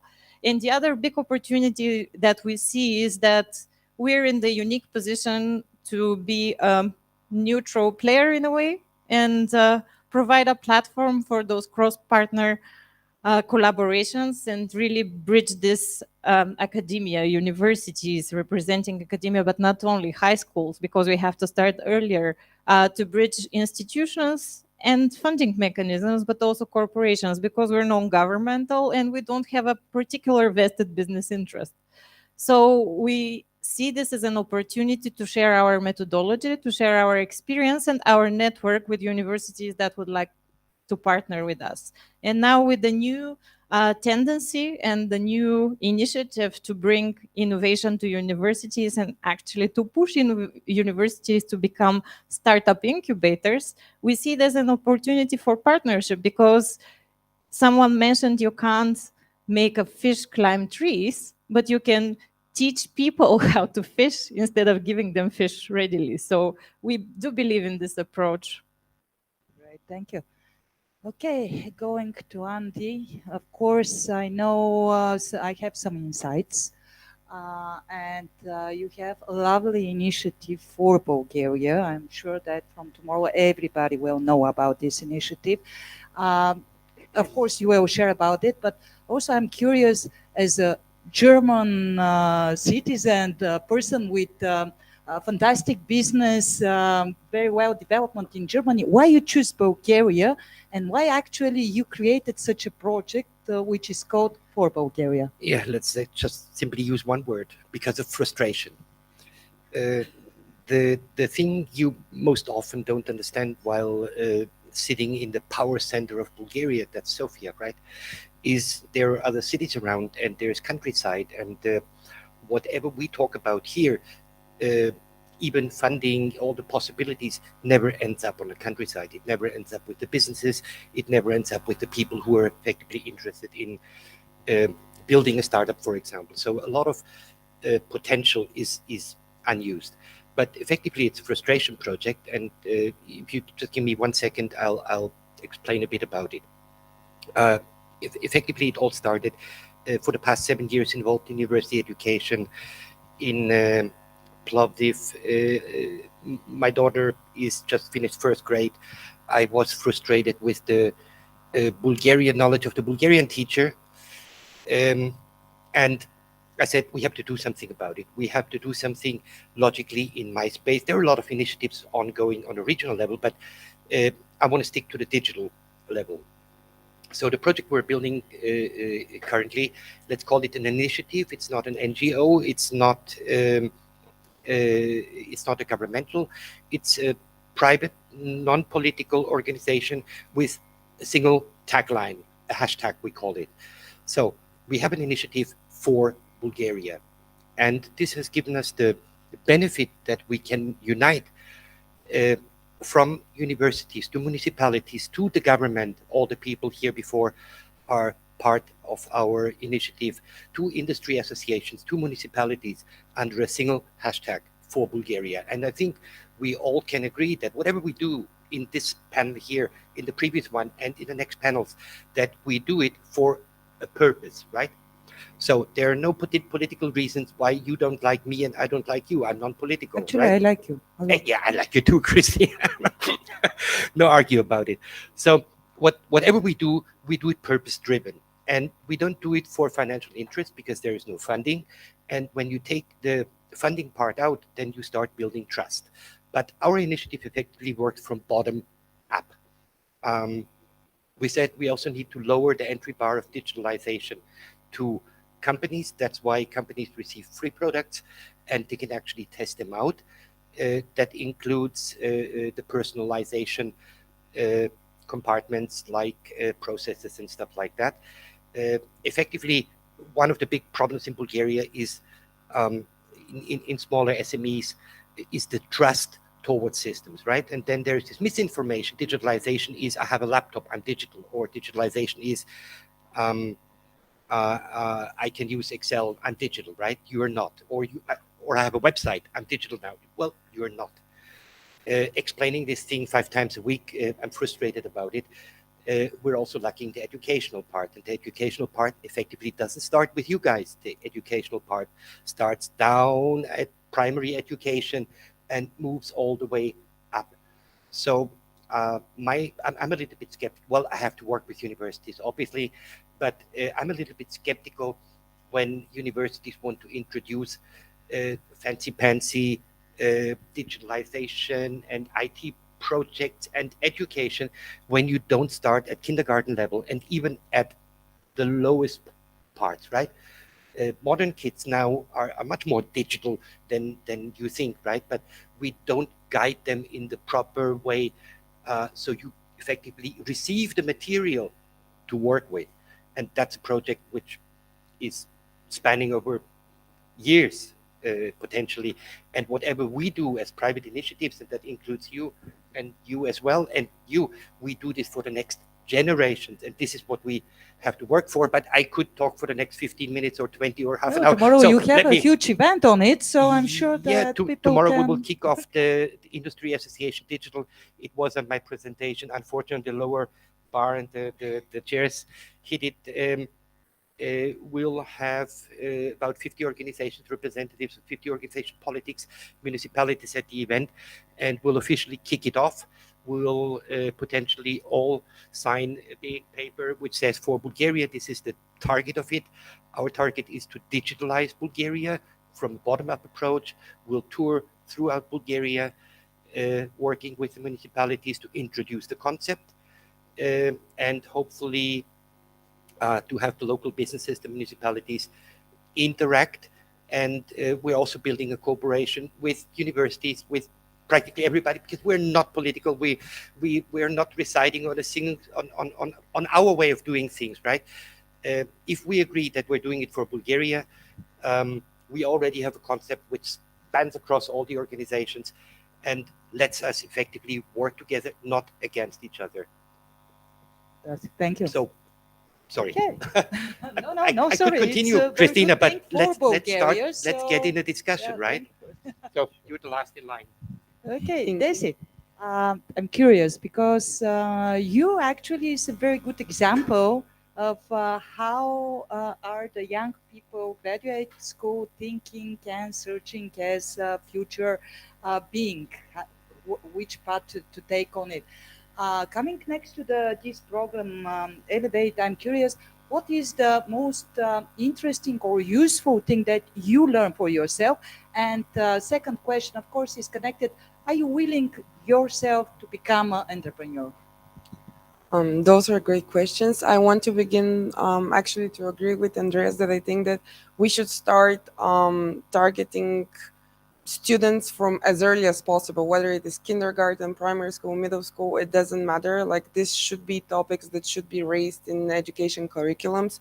We as Elevate, we're starting in university because the program is rather new. I personally consider Elevate a startup as well because we are in the making of it. It's just the 3rd year, so we are more or less testing the model, then reshaping it, changing it, testing it again to see which model and which system will work best for the students, for the entrepreneurs, for our mentors, and for everyone.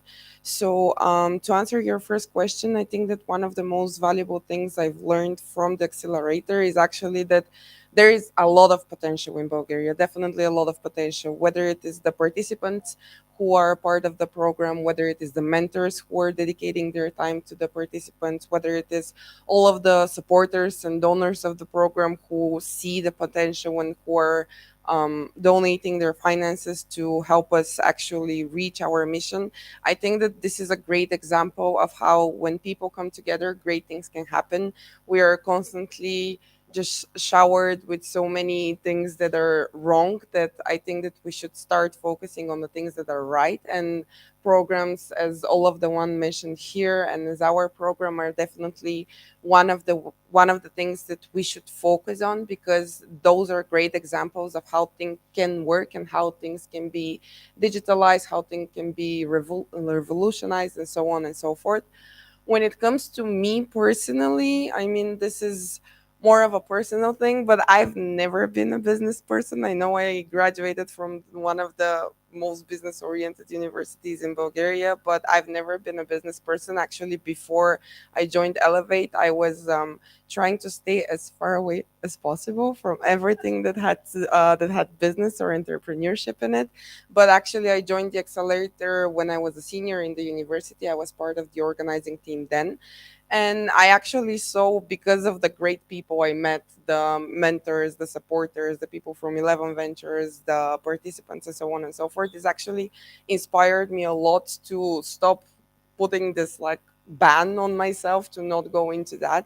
So it is definitely a possibility. It is not something I have thought through very well, but as you mentioned, and as I mentioned, I'm a very fresh graduate, so I'm still making my way around what I want to do. So it is definitely a possibility, and definitely one of the reasons it is a possibility is because of my work for the past year with the accelerator.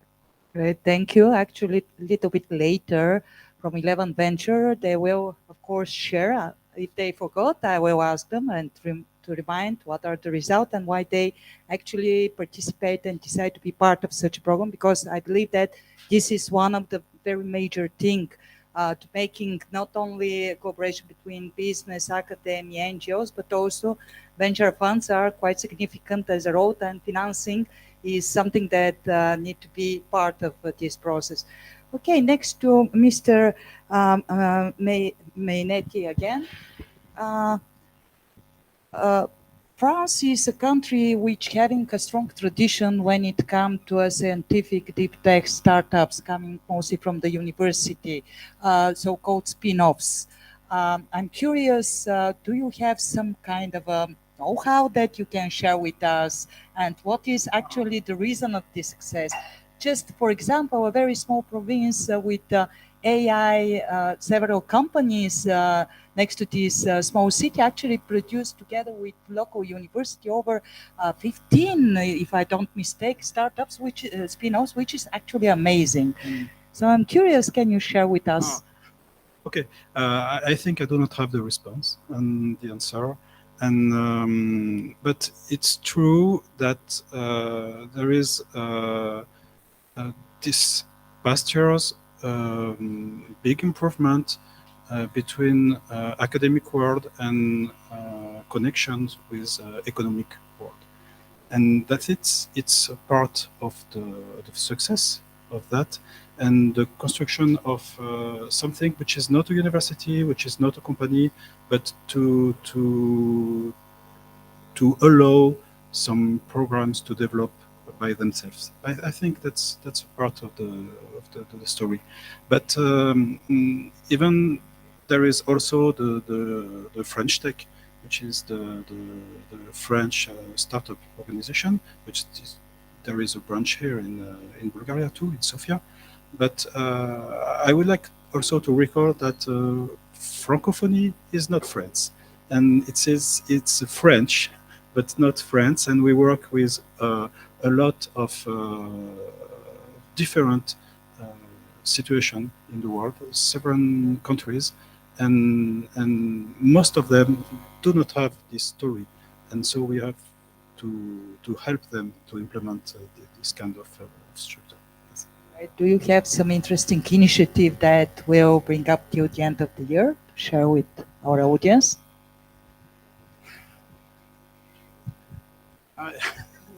No, Okay, not okay. really. We will follow, of course, all the information. Next to Professor Todorov. Professor Todorov, again, next to spin-off as a purpose, do you believe that this is possible? And what are actually the obstacles so far that doesn't allow the university to produce more and more spin-offs? Because we know there is a huge amount of technology transfer offices, center of excellences, a lot of things implemented so far, but still we're suffering somehow of those not understanding or not good customized to Bulgarian reality. And what do you think? What are the major obstacles and what we can do as an ecosystem?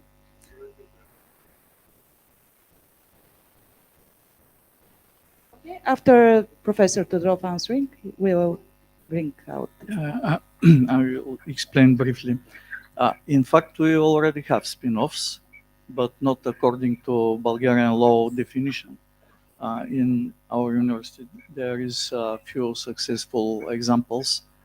Even I am a co-owner of such a company, startup from 20 years ago, and now exists in the market. That means very sustainable initiative, but not according to laws. I will point out one of the obstacles that we have. This is the fight for talents. The talents are very important in the startup community and all this environment. But the talents are the target of the big companies. And our students stay in the crossroad on the beginning. In the first or second year, they facing the challenge to choose where they will go in the field of big companies with a good social programs with good salary, but not in the initiative to be entrepreneur people or to be in the startup community or to go in other way. That means many challenges, not only in the field, but from business point of view, from legal point of view, many other challenges. And this fight for talents were tried to manage with the more information about the new opportunity to be in the field of startups. That is one the role of all these organizations that supports startup community and ecosystem to give more and to encourage young people to go in that direction, not in the direction to start immediately in the second year or in third year in the big companies with a good salary and very deep professional teaching, but not in open world and open the window for new opportunities. This is one of the big obstacles, and another one is of course, is legal frame for private, public-private cooperation in field of spin-offs, for instance. There is such a law, but the law never starts practically. We have not only one example in our university in a real spin-off according to Bulgarian law. And we think that this law have to be improved immediately, and this will open a new opportunity. But the big problem is how to encourage people to be entrepreneurial people, not to go in the companies and to stay from 8 to 6 every day. I think awareness event like this, sharing experience coming from us is something that is one good step on this direction. Yeah, and this is problem not only for Bulgaria, for all other countries. This is the problem, how to encourage people. Okay, thank you. Now I understand from the technical team, little later we'll give a floor for the question. Finally, we have connection with Juan. Juan, hi again. I'm here. Okay, now I think we are good. So please share more about this fantastic program of PBI Cambridge Barcelona and your activities. Yeah, definitely. And thank you very much. I was just taking notes. Very nice conversation that you have had all together there. I'm very sorry that I cannot be there. But yeah, basically, the Biotechnology Business Institute as academic institution is an international business school, and it's basically focused in scientific profiles. So we have Barcelona campus where it was born. We have PBA Cambridge as a European headquarters, and we have another campus in Mexico. So the ultimate, I don't want to make that too long because we are in the middle of the conversation and on the discussion, but the ultimate objective of the Biotechnology Business Institute at the end is become a stakeholder within the industry. And we are saying that, or I'm saying that because you were just mentioning now awareness, encouragement, and at the end, there are different levels how we can tackle that. But definitely, Desi, I think, was mentioning that even in kindergarten, that's probably a bit early, but definitely universities should show us a little bit more. I'm a molecular biologist by training, so I live that on my own skin. So I think that university degrees should be a little bit more business focused. And it's very surprised because when we started in Barcelona, I thought that that was a local thing. But when you travel all around the world, you realize yourself that they teach us very much how to be good basic scientific research, but they don't teach us much about entrepreneurship, the industry, and actually how the industry works itself. You were mentioning at some point as well the aim of the person, right? And that's very important if we relate it with the awareness. I mean, different ecosystems. So how we get the information to the scientific is very, very, very complicated.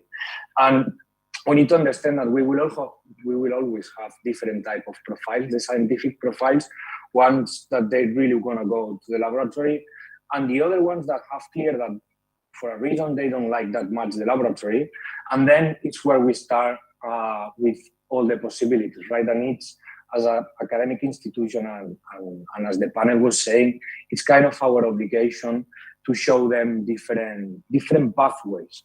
And yeah, basically, so our areas of knowledge are entrepreneurship, venture capital, and one of the things that I think that it's very important differentiate us, and also I think that would be a point where all the institutions should pay focus, is that at the end, our industry is a very global industry. So giving them that international perspective at the end, how a drug is developed from the very beginning until it arrives to the patient, not only giving the vision of what's a startup or how you build a startup, but what's the end point of a startup.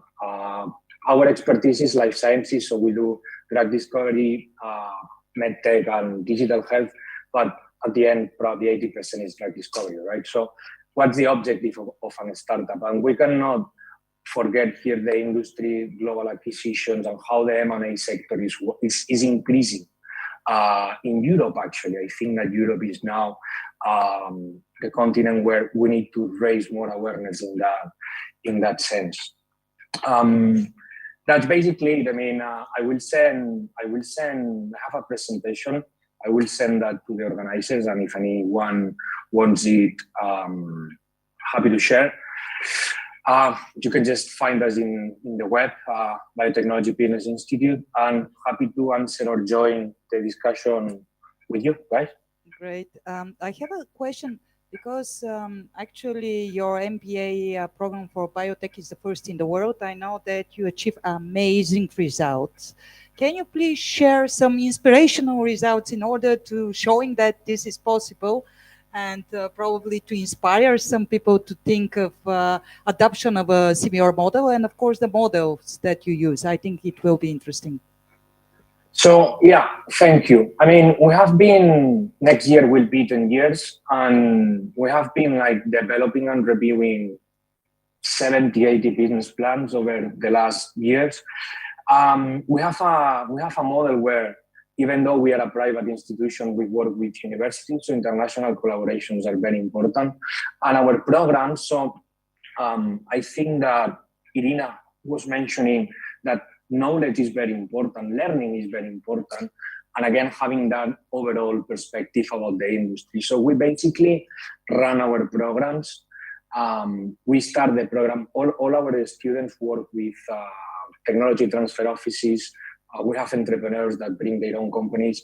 So basically, it's a bridge between I have a potential product until we develop that global market access and health economics strategy. So the first term or the first part of our programs is basically innovation and management, scientific management.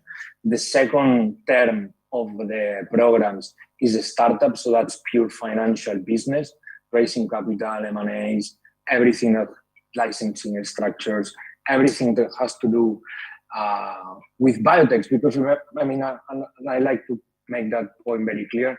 We are trying to teach scientific profiles, or 90% of scientific profiles, financial knowledge that we literally have zero when we leave the university or the PhD or the laboratory. And the third one is the pharmaceutical industry. And there we work marketing, basically market access and health economics, and are two of the departments that are growing the most, market intelligence, medical, so everything that has to do with the industry, but from a global perspective. So whatever we work is portfolio management.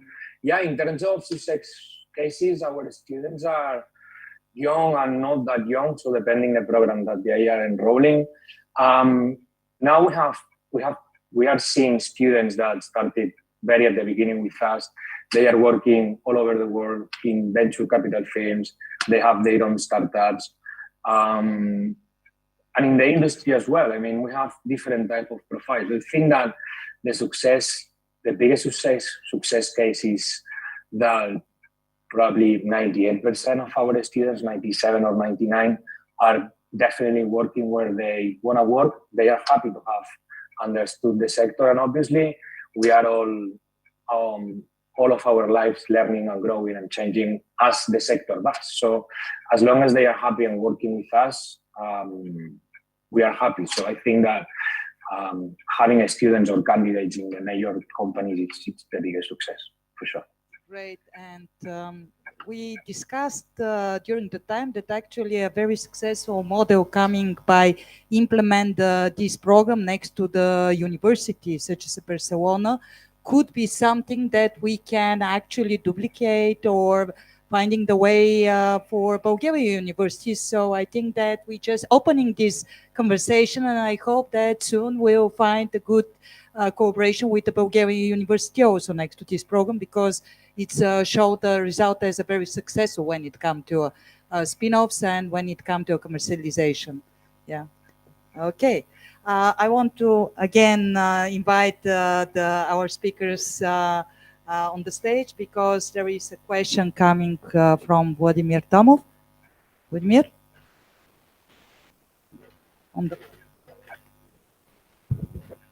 Thank you very much. I have a question to Professor Todorov from the Technical University of Sofia, but also if anybody of you would like to join to the answer, it will be great. When we have been young students with Professor Todorov at the Technical University of Sofia, we had a very great experience with having so-called small companies development. There were about 40 of that in a special building, and at that time we had different small such teams developing different products in a business model. For example, at that time I was at the artificial intelligence laboratory, but it was 40 years ago. And also I remember that one of that company starting with managing the transport of the Sofia municipality that still in place and it's still working. It's called Musat, I think. And I think about 40 years of experience. Even currently now, you can go and see how they work successfully from that time. How you can use that model, and if you can use again that model that was very successful. Unfortunately, that has stopped because of the crisis at that time. And the other thing coming from different economic systems. Can you use this again as a model in order to develop again? Because now we have so many possibilities and support to create it again. Thank you. Yeah, well, the building for small companies now exists, and we reborn part of this building according to centers of excellence. We have 3 centers of excellence that Technical University of Sofia participate, and one of them, called Unity in field of IT technologies, is placed just in the same building with a complete renovation. One of this process never stop. In fact, during the years, there is the different opportunities, and the main nestle of such initiatives was the labs in Technical University of Sofia.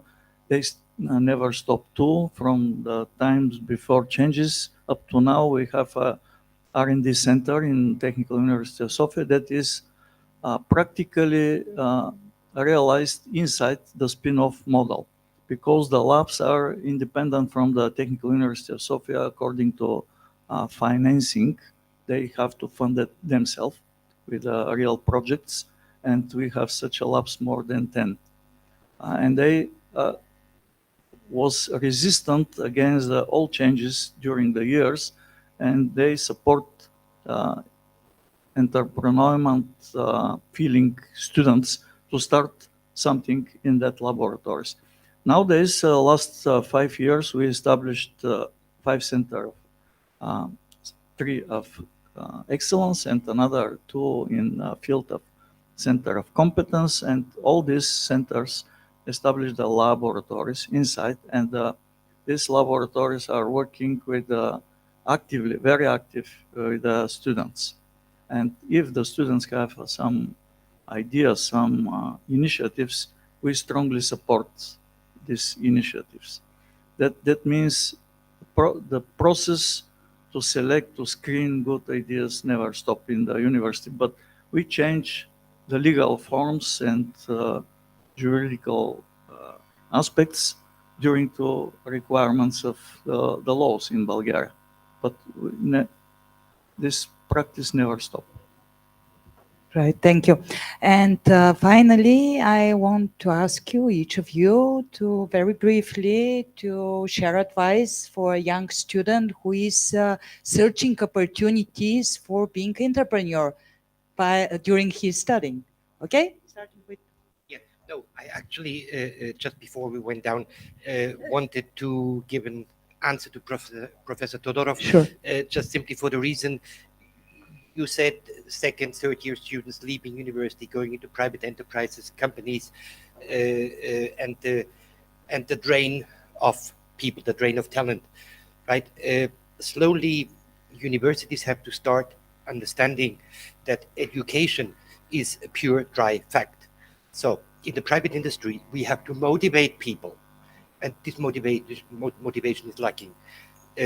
Fortunately, unfortunately, I can say I know a plenitude of professors, university professors. Fortunately or unfortunately, I've attended laboratories, I've attended anything you can imagine, and I've never seen such a dry thing of knowledge transfer. So you have to start motivating the people and actually give them incentives to stay. The incentive is not do a job for me so I look good. The incentive is do a job so you look good, and not you personally, but it's you have to put people in front. And now, just to finalize in an advice, if you have an idea for a startup and And if people tell you, don't do it, it's a crap idea, put your head on the wall, go through it, and make it possible. Entrepreneurship is not about people telling you what to do. Entrepreneurship is about your idea, your motivation, and be careful. Motivation is a 24-hour business. It's not an 8-hour job. So if you want to do it, do it. You can do it, and there is nothing which can stop you. Well, evaluate your idea, right? Don't do crazy stuff. But most ideas are valid, can be done, and don't let anybody dismotivate you when you want to do it. Don't listen, just do it. Okay, Desi? Like Nike says, just do it, right? Sure. It actually has a lot to do with the question that you just raised. Exactly those communities that you have to build and ideas that you have to share. I think that's the best approach. For the past year, actually, too, that I've been a part of the accelerator, I've seen a lot of students who have this mindset that they have this great idea, but if they share it, someone might steal it from them. And so that's why they keep it for themselves. They try to hide it as much as possible. And the outcome is usually, let's say, not that great. So if I could give one piece of advice, it would be, if you have an idea, whether it is a startup idea or some other initiative idea, just share it as much as possible with as many people as possible, whether it is at events like this, at pitching events, at programs, initiatives, universities, with businesses, with people. It doesn't matter. Just share your idea as much as possible, because especially in the entrepreneurship community in Bulgaria, people love to help. That's the one thing I've noticed. People love to help, and they will actually give you advice that has worked for them, has worked for their friends, and it could be very useful. So yes, that's the piece of advice I would give. If you have an idea, share it as much as possible.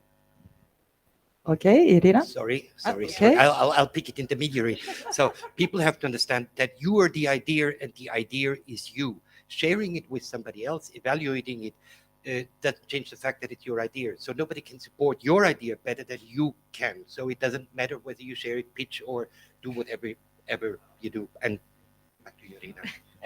Thank you. Andreas and I were basically jumping at the idea on how to deal with the talent shortage. And this is something I've been working on for years now in the various roles I've been in. I've worked in economic development, and I worked on supporting programs in very rural areas of Bulgaria also for the previous 4 years. And I'm very passionate about this topic. And the truth is there is no real formula for this, but the talent, we see all of our organizations work with the top talent of Bulgaria. But the funnel is very narrow. So what we all need to do through all of our activities is to widen the funnel. And I'm happy that we see a lot of willingness in the ecosystem and initiatives as the accelerator at AUBG that's supported by VCs, as are our partnerships with different universities and stakeholders to really widen that funnel. So The advice. and the It's running off advice, and people are hungry. So and my advice to young people who want to start their own business is really to be willing to make mistakes, share their ideas, validate them, choose real problems that are not problems they made up, but actually go to the people, ask them, what do you need? See a real problem, whether it's infrastructure, lack of co-working spaces, lack of innovation spaces, and just try to solve it with their own ideas. And make mistakes along the way, because learning from your mistakes is something that we need to teach students to do. Mistakes are not a bad thing. They can be a great learning experience. And that would be my message to young entrepreneurs if they're listening to us. thank you, Professor Todorov. What is your advice? My advice is to be resistant and sustainable against all environment, including the people that wants to help you. Nicola? Thank you. So I totally agree with all the advice. You must have an idea, be resistant, and share it, and do not be compromised. But I think it all began by a dream. So my only advice is follow your dream. Great. And Juan, very fast, what is your advice?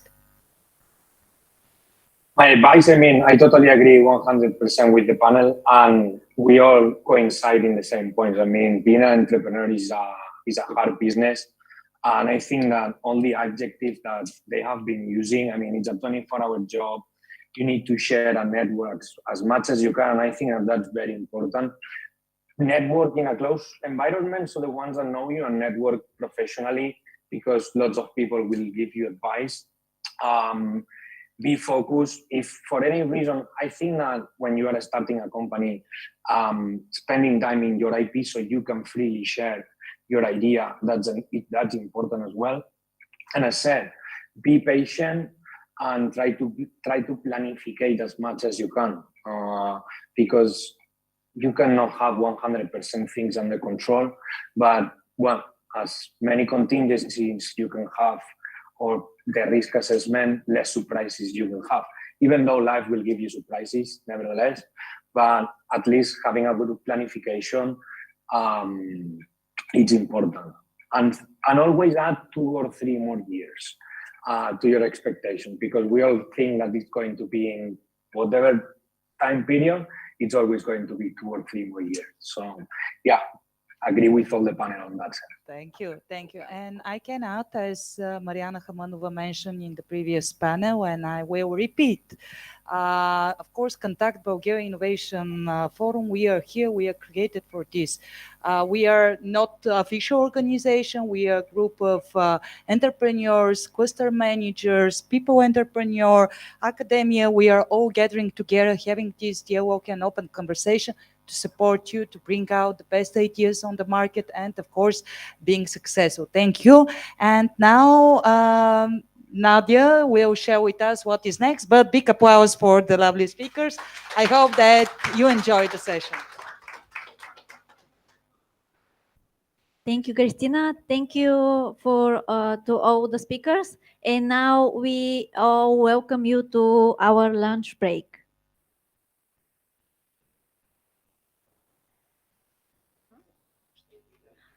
We should be back at 1:30, and there is private investor panel following.